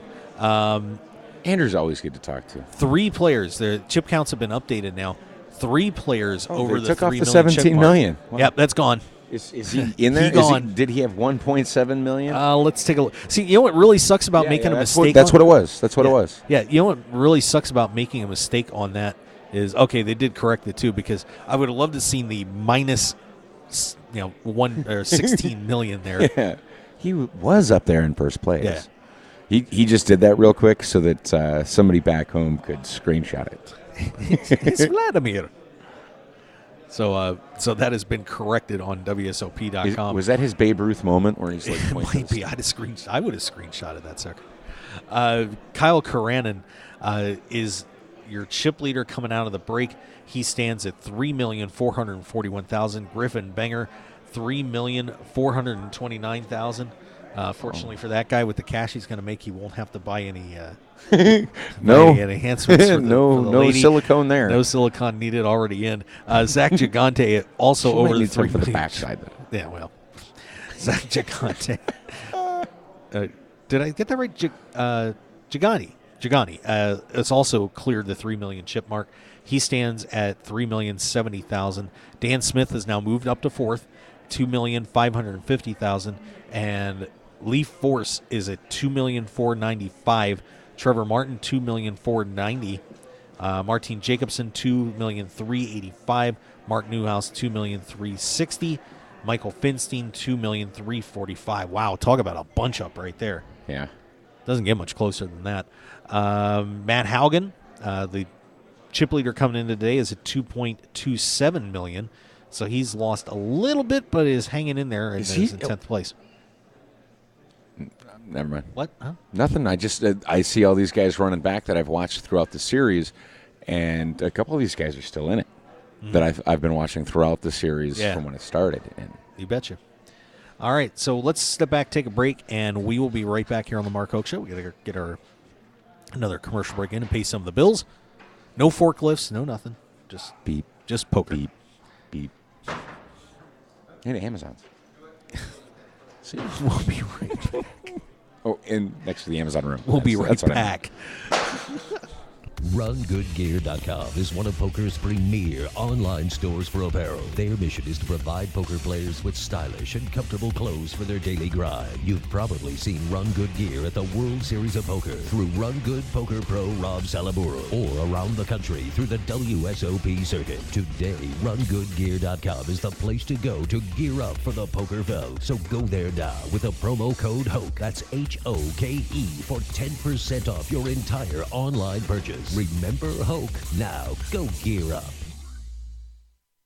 When it comes to custom poker tables, why would you buy something someone else designed and even named for their sales or marketing purposes? The Nighthawk, the Gambler, the Big Slick, the Nuts. Sure, you can customize it if you want, as long as you choose between black, red, or even green cloth, but that's about it. When you choose to play off tilt, it's not just another table, it's your table. The same price gets you a fully custom designed table that reflects your style and game. Off tilt makes it easy to design a truly one-of-a-kind custom poker table that'll give you home table advantage. Sure, Off Tilt could name their tables for marketing purposes, but why? It's not ours. We don't play on it. And to be honest, there are over 1,000 named Off Tilt tables worldwide, including the WSOP, the Deep Stacks Poker Tour, the Jonathan Papelbon, as well as Julie's, Chris's, Scott's, Amber's, Tristan's, just to name a few. So let us add your name to the list and deliver a truly custom-crafted, furniture-quality poker table worthy of your game. Visit www.offtiltpokertables.com or call Brian Knott today at 262-490-3812. We'll show you why Off Tilt is the only way to play. Sports bettors, tired of getting beat every week at your sportsbook? It's time to stop guessing and start winning. We all know cash is king, and it's time to let the team at Double Digit Covers come to the rescue to help you get the positive cash flow you need to live the life you've always dreamed about. Tony Dos and his all-star sports handicapping team will be in your corner to help you beat the point spread, bring excitement and winning to your betting experience, and build your bankroll to levels you never thought possible. Get free winning sports information at doubledigitcovers.com. Stop guessing and start winning today at doubledigitcovers.com. Call now for today's free winner. 1-855-489-2700. That's 1-855-489-2700. At Team Poker Joker, we build innovative, high-performance, poker-focused apparel designed to keep you cool and calm in tough situations. Wait, no we don't. We've just got a cool brand representing the suits of this beautiful game called poker. Our gear won't make you better, but it will keep a smile on your face. So don't be so serious and show you know how to have fun. Get your Poker Joker gear today at TeamPokerJoker.com. Grin and win today at TeamPokerJoker.com. 9 poker players on a dramatic path to glory with unbelievable twists and turns that will keep you on the edge of your seat. It's the Final 9 comic from Room 110 Publishing. Go to final9comic.com to download the first issue preview and get ready for the official launch coming soon. 9 will become 1, one way or another. Final9comic.com. And for more details, make sure to follow them on Twitter and like them on Facebook at Final 9 Comic.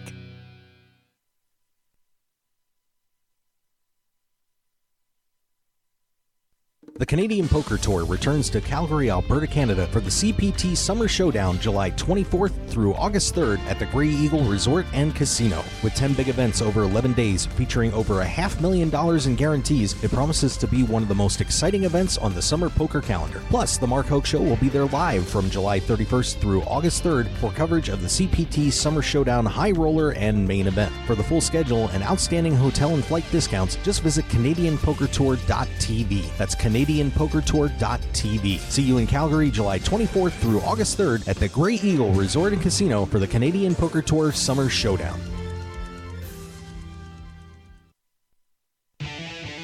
Want more of The Mark Hoke Show? Then follow us on Twitter at Mark Hoke Show and like our Facebook page at The Mark Hoke Show for show news and outstanding poker content from around the world. Plus, enjoy the show anytime by subscribing to our podcasts on iTunes or at markhokeshow.podbean.com. We're even on your mobile phone at markhokeshow.podbean.com/mobile. Thanks for listening and being a part of The Mark Hoke Show. Now, let's return to The Mark Hoke Show. The Mark Hoke Show. Here again, your host, Mark Hoke.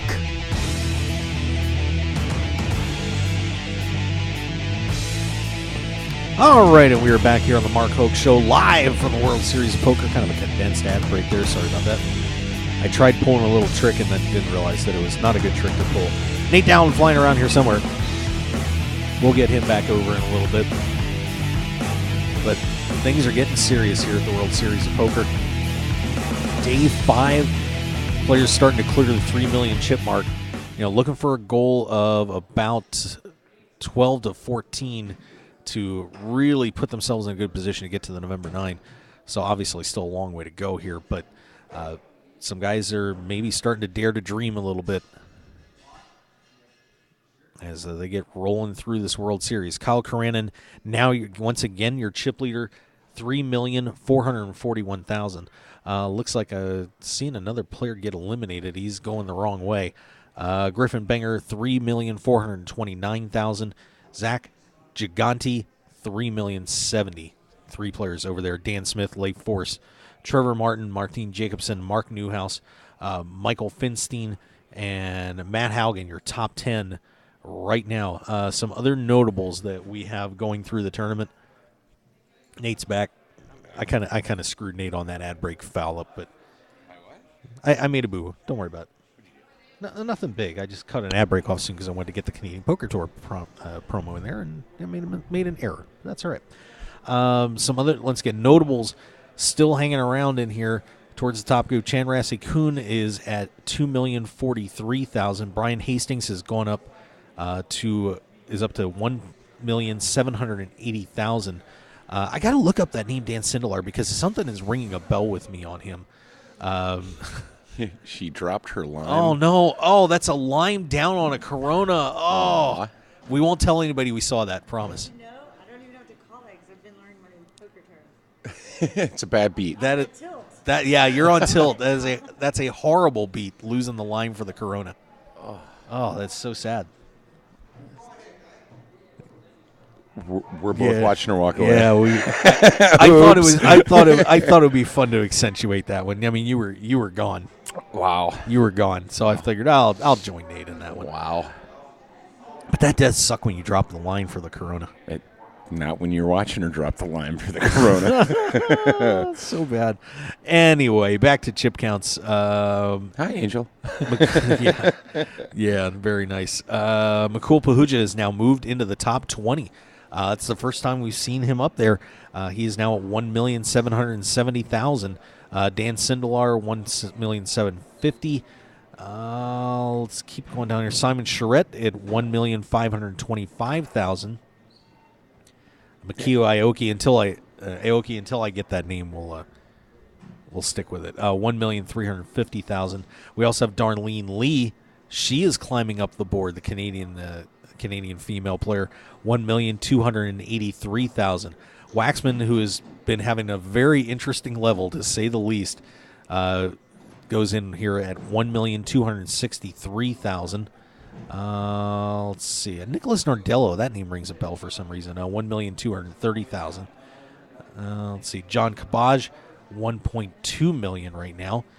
Eddie Sabat, 1.1 million. And boy, just the way things are going, it's kind of hard to believe 1 million is still top 50 chip stack. You would have thought that number might be a little higher at this point. Well, a lot of these guys are knitting it up right now, trying to move up that money ladder. Yeah, Marcia Kuntz, another one of the females still in there, is at 1 million. Manning Lozier still in, is at 985,000. Mark Herm, 945. Rep Porter, 931. With the blinds going up, what are the blinds now? They have advanced to 612. I think they were on 612. We'll see if that gets updated. And I'm looking for Maria Ho in here too, because of course we can also start talking about the last female standing. And Maria, if there's a lady that has an opportunity to make a final table and has the experience to run a short stack, Maria has got it. Yeah. If you're not familiar with Maria Ho, she's also one of the commentators of the Heartland Poker Tour. She took over Chris Hansen's spot with Fred Bevel. All right, so I'm just trying to find her chip stack in here. That's Kyle. That's the guy that called the clock.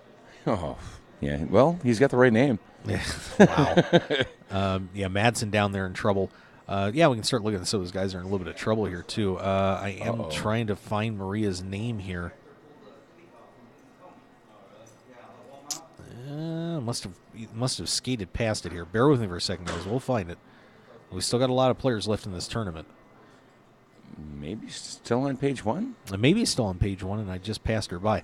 So we'll find that. But some of the short stacks right now listed. Or you can go back over to results and see if she's listed there in the top 20. Yeah, let's not do that. Philip Fusilier is currently short stack 72,000. Yike, that's a rough spot. Terrence Eichens, for those friends listening at home from Shakopee, Minnesota. I am a fan of that. That's a great town there. 100,000. Sure Ronit Aaroni, 102,000. Dean Baranowski, 108. Robert Jurado, 135. Sayed Edelat, 138. Gal Ehrlichman, 148. Garrett Greer, 150. Kevin McPhee, 150. So those are your short stacks in this main event right now. And we will swing by one more time. What was that? I have these monsters. She can talk to me whatever she wants. I couldn't hear a word she said. I just smiled and agreed. I've got these great monster headphones on, so it's very hard to hear people out there now. Not unlike my old ones. I feel bad because I had to completely bench the old ones because the cord is too short, doesn't reach over here, and it's kind of sad. So my poor little Sonys are replaced. They're hiding somewhere. I am looking to try to find Maria. Maybe she went out here. Wait. Slide up. Oh, there she is. I'm sorry. 514,000. So Maria Ho's still hanging around here. She is there. It's only a couple double ups from the chip lead. That's all there is to it. Doesn't take much right now. I hope those ladies play basketball. Well, if they do, they do. I hope they play volleyball. It's a much better game. All right. So that's where we stand right now with these chip counts. Let's see if there's any cool updates that have come in. We'll take a look at that real fast. You don't like looking at the results page? No, not really. I'm not a results. I like to look at the other one. Update. Yeah, there's Karanin. Wow. And here's how Mukul Pahuja made his jump. Are you ready for this one? Raj Vora opens to 26 in the hijack. Mukul Pahuja pops it up to 64. Vora goes again to 157, and Mukul calls him. 4 Jack 10 rainbow board. Vora checks, Pahuja fires 88, gets called, and 10 of spades on the turn, so 2 10s on the board. What's up? How are we doing? Good to see you, Scott. Yeah, what's up? Good to see you. Good. Having a great time. Awesome. Yeah, it's been a good year so far. Yeah. So how's things going with the Poker Productions team, by the way? It's good. It's moving a lot smoother this year. Good. Yeah. So good. So far, so good. Yeah. Well, we'll talk. Yeah. We still have to get together. That's terrible. We didn't do that from last year. Scott, one of the big dogs from Poker Productions, by the way. Nice guy. Yeah, very nice guy. Anyway, back to the hand. If she keeps bringing Coronas by here, she's got to bring us a couple. I had to go walk up this cup. Oh. Protein and coconut and all that shit in there. Oh yeah, we can't mix Corona with protein shakes. Ew. Yeah. Oh, absolutely. Yeah. Smart. There you go. Oh, how many times can you fall in love in one day at the World Series of Poker? Only one necessary on that one. Anyway, God, it's so bad of us. Well, she came over. What are we gonna do? We gotta take care of our fans. Anyway, 10 on the turn on that. Both players check. River 8 of spades. Vora checks a third time. McCool bets out 315, and this happened right on the break. Vora goes in the tank, and Pahuja just had to sit there while the break was starting up. A few players did check, waited behind, but this is 8 minutes. Vora was in the tank. 8 minutes. And apparently Pahuja was just sitting there staring at him the whole time. He decides to finally take a sip of coffee. Vora calls with the break almost half over. Wow. Pahuja shows jacks for a full house, scoops the pot, and Vora goes down to 171. Pahuja to 1,770,000. dangerous poker player. Wow. Well, he's the Pahuja guys. I've known them from covering Borgata events for a couple of years now, and and Vinny was actually the more highly regarded player out of the brothers up until this year when McCool won the WPT Player of the Year award. So now all of a sudden Vinny's kind of the guy a little bit in the background, but of course Vinny's had a great year here at the World Series too. So they've both played very well this year, and well deserved that they're finally getting the press that they should be getting because they are talented. But yeah, McCool Pahuja gets the full house.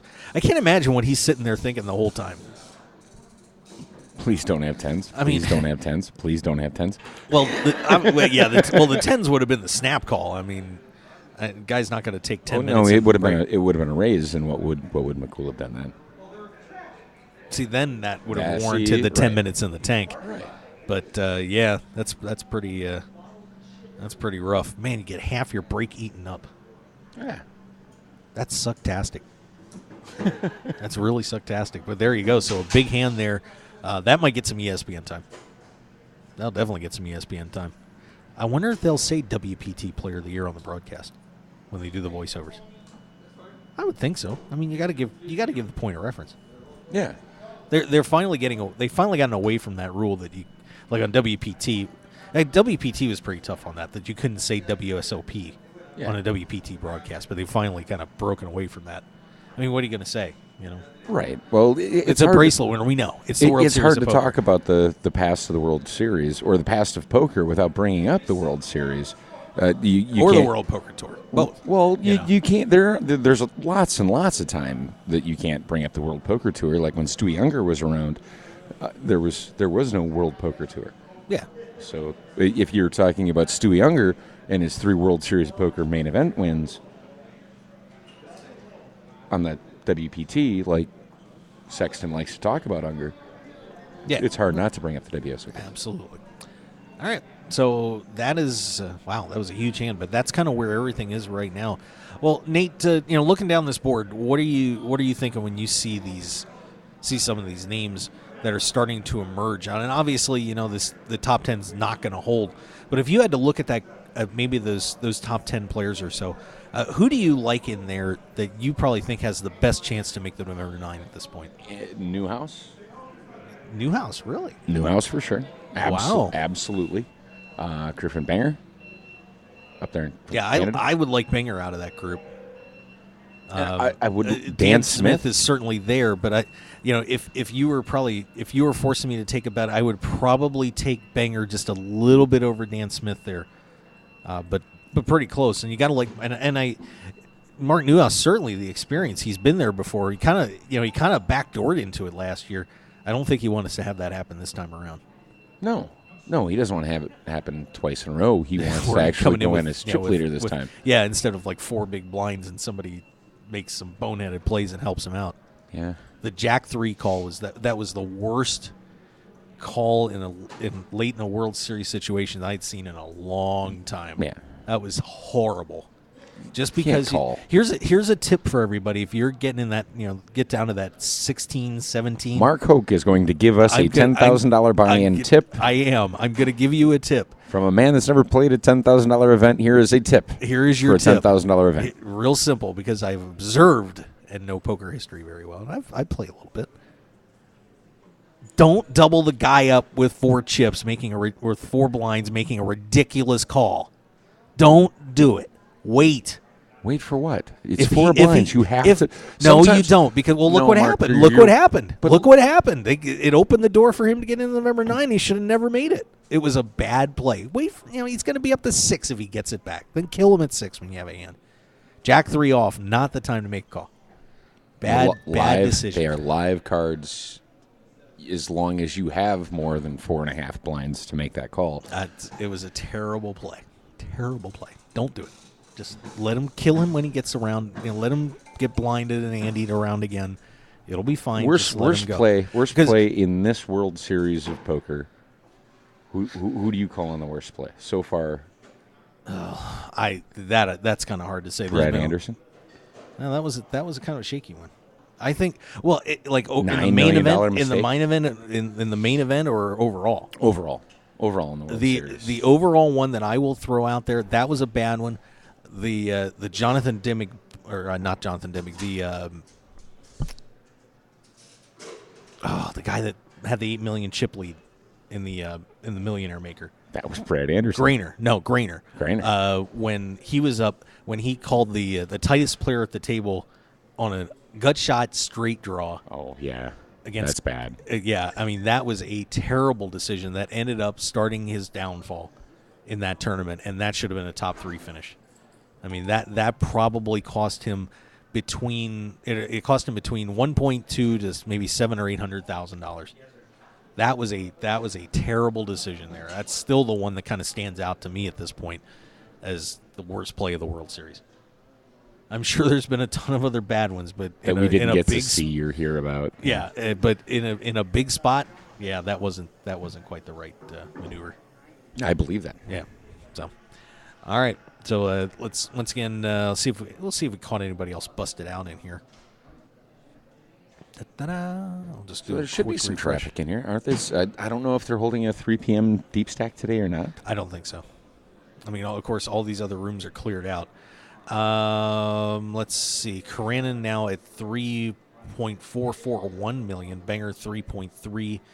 And not a lot of movement. We got Trevor Martin has jumped up in there, looks like, to 2.49. Luis Velador has moved up to 2.2. Oh, they're starting to pile up, Nate. It's getting pretty exciting. It is. Those piles are starting to get big, big, big. Because there's every hour the blinds are going up now, so it's every 2 hours. Oh, every 2 hours. That's right. 8,000, 16,000. Yep. So blinds level 21, 8,000, 16,000. So we're almost to that magical 10,000, 20,000, where everybody can do the easy math. 2,000, Annie. 231 players left here in the World Series of Poker main event. So of all the poker players in all the world, there's 231 people sitting in that room, and one of them is going to be your next world champion. $10 million richer. And $10 million richer. It'll be more like 5 by the time it's all over, but, we'll take it. It's not bad. All right. So what's Alex Alfred? He's still in there, still kicking around. Yeah, there are a lot of great players in here. Of course, and once we start whittling this down, we'll take the time to do a little more research on some of these guys. Especially when we get down to the final 27, we'll be able to really nail these names down, and the ones people, maybe some people know, some people don't, and try to give as many facts as we can. But at this point, studying 230 players, that's not so much. I don't feel like doing that. Yeah. That could be it's a not bad worth call. it because the next hand they could be gone. Exactly. So it's not worth going back and looking at somebody who, he's got $1.6 million in chips. Let's check him out. And by the time you're done checking him out, he's gone. Yeah, already in the parking lot leaving. Yeah. That's no fun. No. All right. Let's see what else is. See if we got any little Twitter type stuff happening here. I'm going to swing over real fast and see what else we have. If anybody has any more information.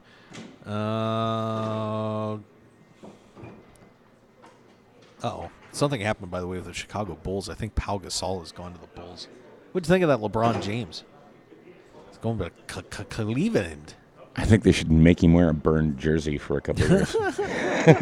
What do you think? You know what? That would be funny on the first night. Yeah, where he has to walk in wearing a burned up jersey. Here's what you do if you're LeBron. First night, you go out with the burned up jersey that's enough that he can do the Hulk Hogan and rip it apart with a brand new one under there, and then do the powder thing and all that. I mean, that's actually a good marketing call.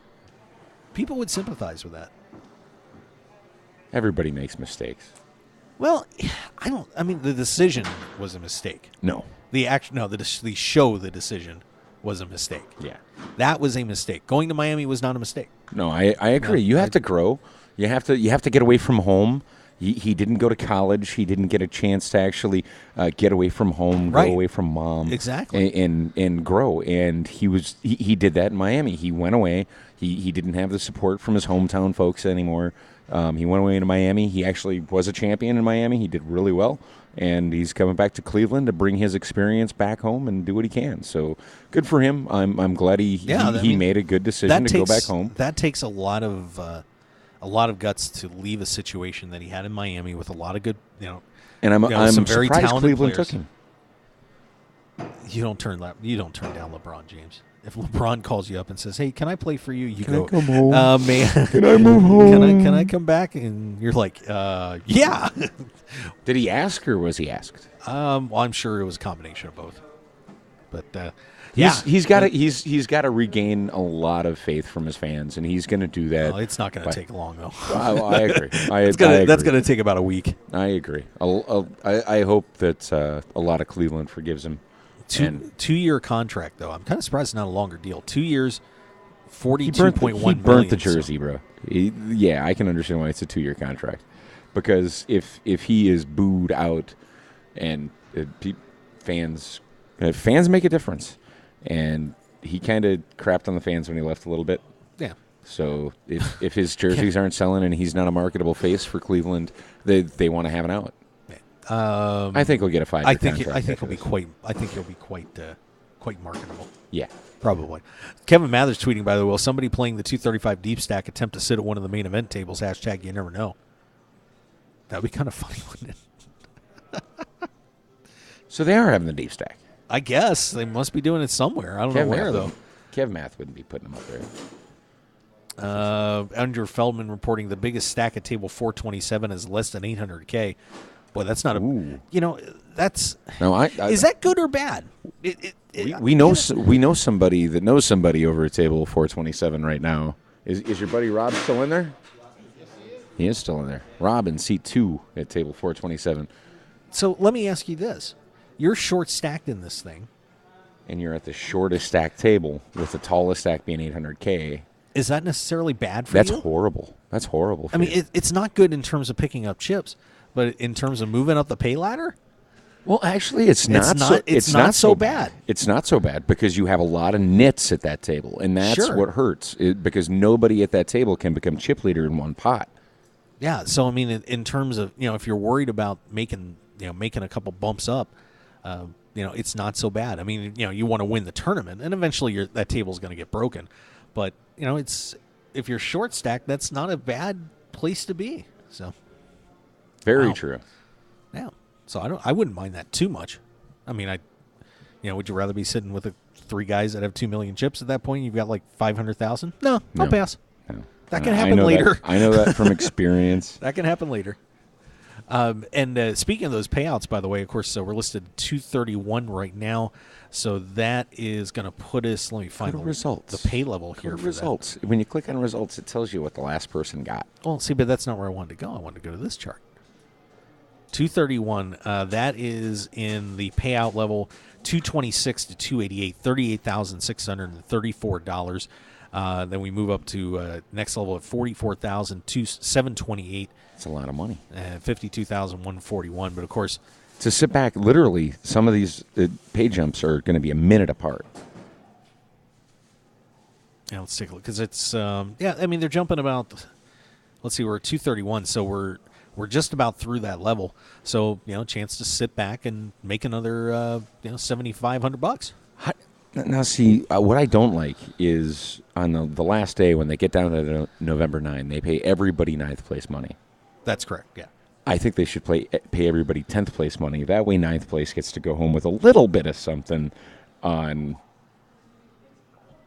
the day. You don't have to walk out without even a check. Well, you can get tackled by 888 and put on a patch. That'll get you $10,000. Maybe. Or ish or so. Yeah, they trust me. They grab them and sign that. Reese was the only one that didn't do it last year. Well, yeah. Why mess up a perfectly good jersey? There's no such. I don't know if there's really such a good thing as a perfect Detroit Lions jersey. Oh, you just wait. Did you see in the news we had a gentleman from Detroit tattoo the 2015 Super Bowl champions? Yeah, I'd like to wish him the best of luck on that. Have fun getting that thing wiggled out of there. But of course, so we get to that final table, and 9th place is going to get $730,725. 8th picks up $947,077. 7th place, $1,235,862. So your top 7 will be millionaires this year. 6th place, $1,622,080. So tip the 80. Tip the 80. tip the 80. To who? To who? The water just girl? throw it at Jack real quick. Fifth place, $2,143,174. Fourth place, $2,848,833. Third place, $3,806,402.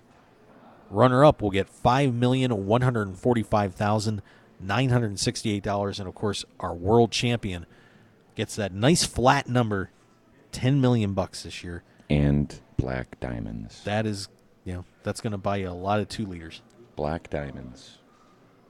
Very nice. That's all I'm going to say tonight is black diamonds. Black You get diamonds. Black diamonds and that beautiful 2014 World Series of Poker Championship bracelet made by Jason's of Beverly, right? Yep. I got to hold last year's. Oh, you didn't hold this year's yet? No, I wasn't sitting outside the ESPN guys, but I should go ask. Yeah, I should. Yeah, you should. That's beautiful. I had that bracelet in my hand last year when this thing was starting to wrap up. Simone. Maury brought it out and said, "Hey, you want to hold it?" I'm like, yes. Yeah. Was there security guards around? No. I'd take it off running. Somebody's going to catch me.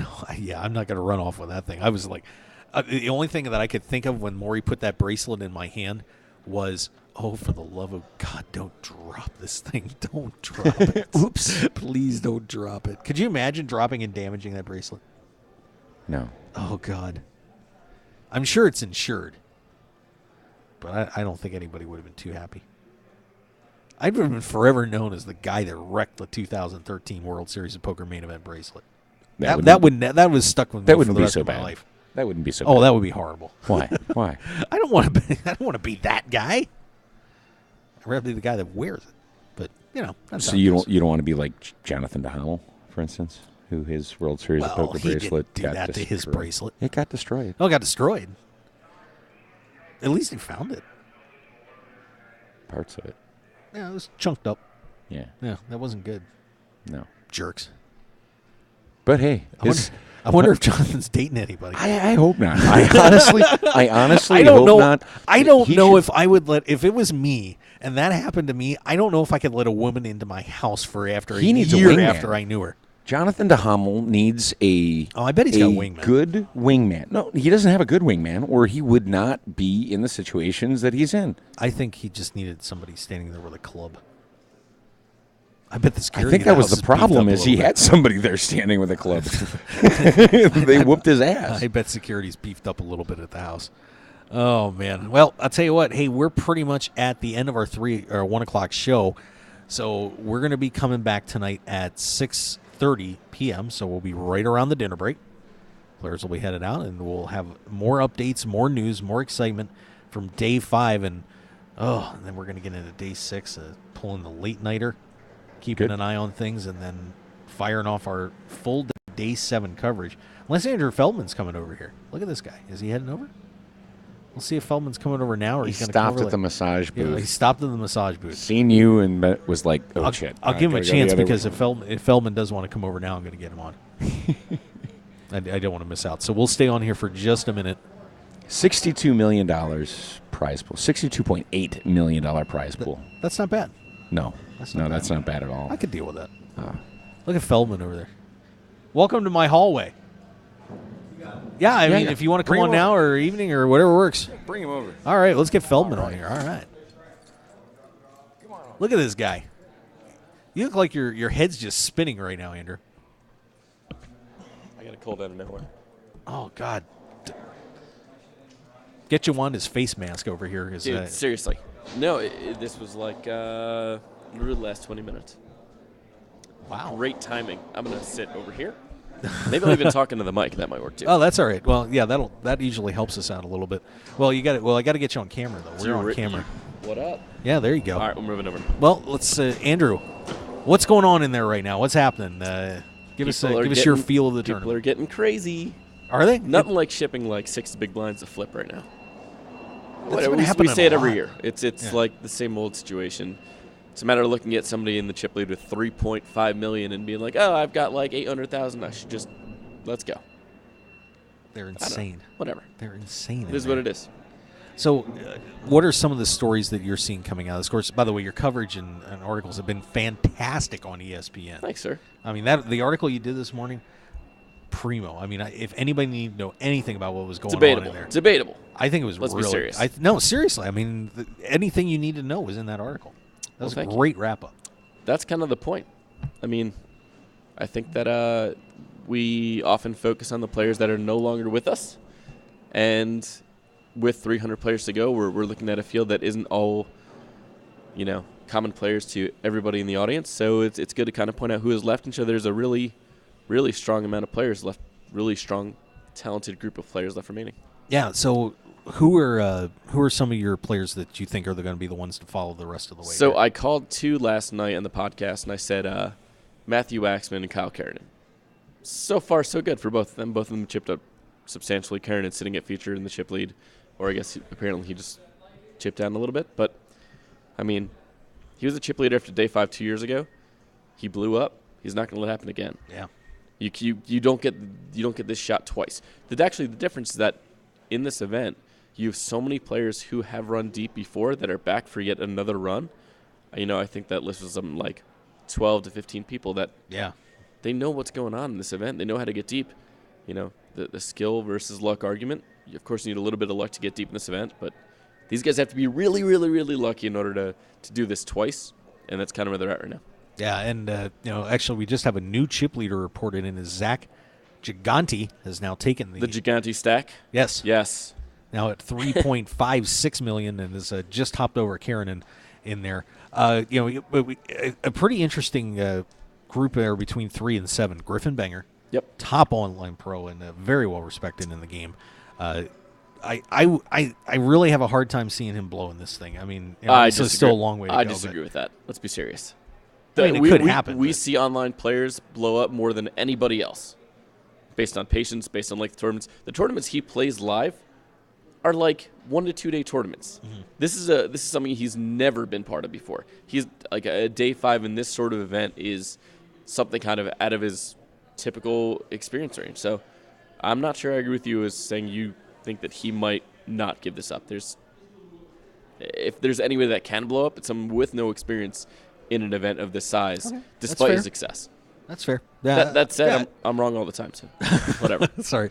And, of course, Dan Smith in there. Now, we all know Dan from his incredible success out in the circuit, especially high rollers. So Dan kind of used to playing for a lot of money and a lot of pressure. So, Dan, a very interesting candidate here to get through the November 9, possibly. Yeah, I'm not with Dan in general, he's won so much money. Like, obviously in the main means something else. But he won $2 million 2 weeks ago. Like, he needs to finish in the top 4 to get that money right now. He's going to leave here and he's going to go find the next 100K. And, I mean, he just has to put a little more stock and value into this event if he's really going to, want it. And I think that's going to be an interesting storyline to develop. Yeah, and then we've got Leaf Force, guy, the former bracelet winner. Leaf Force. Yeah, great guy. I mean, tell everybody a little bit about your experience with Leaf. I met Leaf he was 06. So it was 2006. I met him on day 4. Leaf looks exactly the same as he did in 04. He's shaggy. He basically was, at that point, he told me he was broke. He was living in a hotel for like $30 a night all the way in downtown. At this point, he had also made a couple $100,000. Like, this is just when he gets in. And, it was at that moment where Lee finally said, all right, well, let's go. And he got a little sponsorship on Bodog, got paid there. He made a nice 11th place run. He's won a bracelet since. He's made a lot of deep runs in PLO. He's a PLO expert. And it's interesting to see him back here. I mean, again, experience in a massive event. He's got it. Yeah, and now Mark Newhouse, and this is, I think, could be one of the great developing stories here at the World Series if Newhouse can get there. Actually, I just bumped into Mark at dinner the other night. Out with Nolan Dalla. Did you buy him dinner? No, I didn't. He was with another troop. I'll let him handle his dinners. I think he's got enough money to do it. But Mark Newhouse, the possibility of making 2 final tables in back-to-back years. I mean, that would be just something that would be an amazing story. So let's flash back to a year ago. On day 5, you had Greggy, you had Steve G, and you had Russell Thomas. Mm-hmm. This year, you just have Newhouse. Yep. It's a storyline that we're going to try and develop year over year. there's, it's cliche to say there's a long way to go. There's still 200 players out there. There's 191 eliminations that need to happen before we could even take another back-to-back final table seriously. If you look at what he did last year and how he got to that November 9, you know that he needed it more than anything. Yeah. He blinded away, got lucky, blinded away, got lucky, and not really got lucky, but won his flips. And in his case, I'm not sure that he will play the same exact way as he did last year because he's already been there. Now he wants to win. Yeah. Now it's a big difference. Now it's, I don't want to make the November 9. I want to win this whole thing. I need to get myself in the best position. He's already shown a lot more aggression this year than he did last year. Very interesting to see how this plays out. The ladies that are in the field right now, of course, Maria Ho is one of them. Have you gotten there's three. Yeah, I think it's either 3 or 4. But the women that are in the field, have you gotten to check any of them out, seen them play? What's happening with them? Maria is comfortable. So, just like 2008, she's been here. I'm kind of on repeat right now. Yeah. You look at this field, and so many of the players that we know so well are just accustomed to this grind. Maria looked at me last night. She goes, "This is fine to me. I've already been here." Yeah. That's something different. She's been under those lights. A lot of these people haven't. So Maria is really comfortable. She's chipped up a little bit today. Not too far. Mieko Aoki looks kind of just like any other player hanging out. She doesn't talk at all at the table, but she's friendly outside and away from it. Definitely a deep run potential. How do you do this show with Chris Spears dragging large carts by you? Constantly. I just ignore him. Anyway. I've channeled it out. And I'm trying to think of the third woman's name who's left, but I just saw her drop about $300,000 making a Bad River bluff. Darn it. Now I should know. I should know that. I've been looking at this for days now. Marcia Kuntz. Yeah. Your girl, Marcia. Is she the divorce lawyer? I don't know. I haven't gotten to do the total research on her yet. I think that's what it is. I think she's a divorce lawyer. I think she's actually been really entertaining for the cameras, but she just made a really bad bluff on the river a second ago. That happens. And, of course, now you mentioned Matt Waxman. Yep. As a potential player to get to the November 9 here. Obviously I know Matt very well, too, former bracelet winner.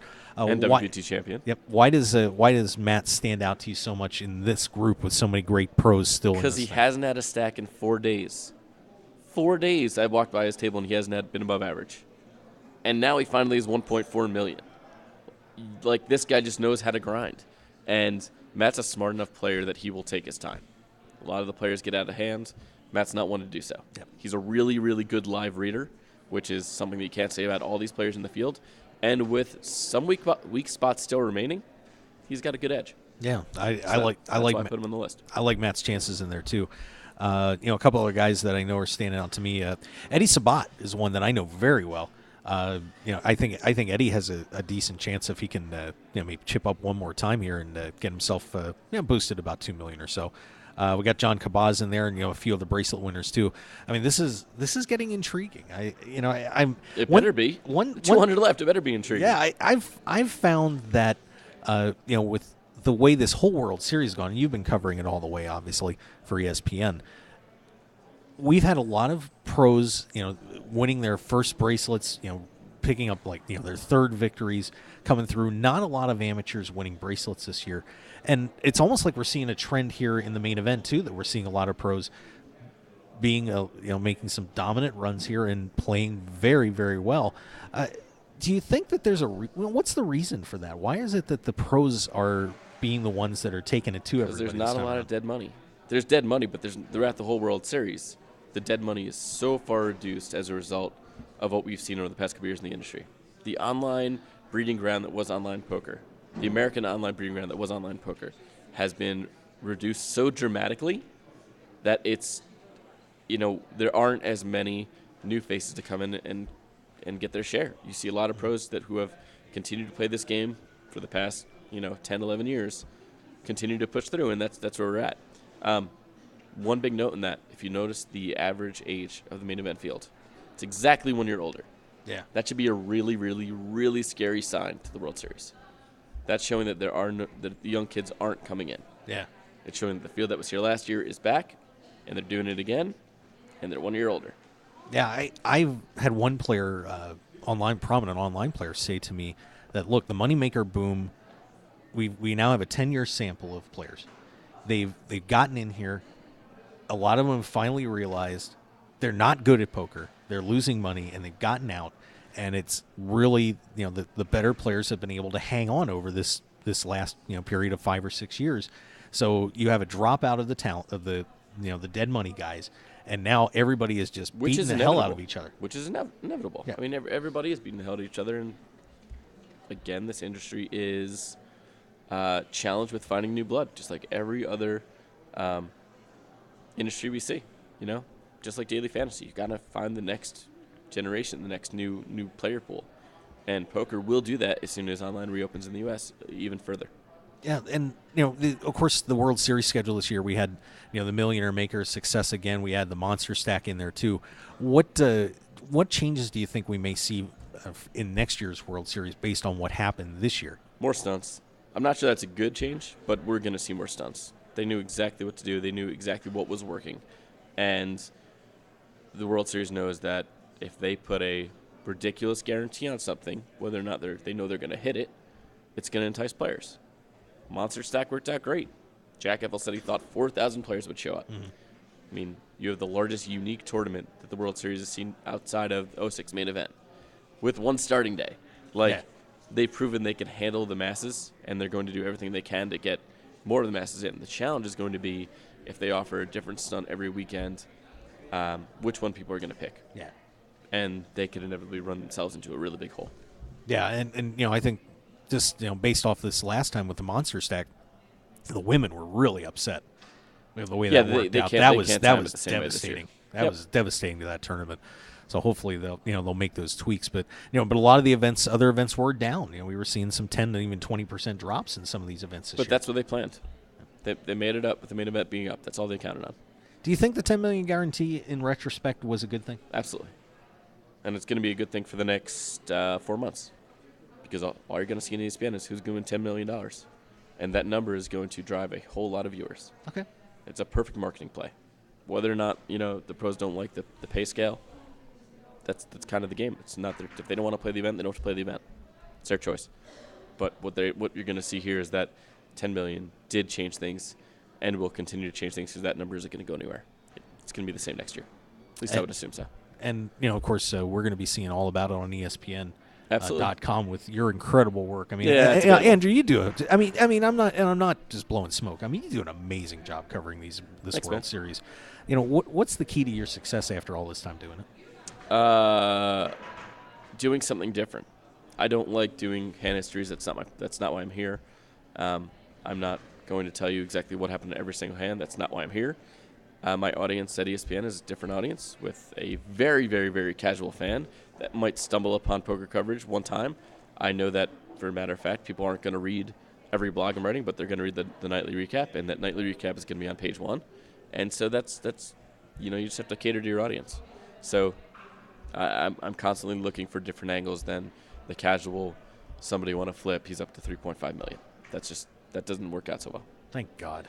Yeah. Because that'd be boring as hell. But that's why I don't talk about hand histories either. It's dull. You gotta reach out a little bit. The whole point about this game is finding the new players and the new. I hate using this word. The new characters, because we need them.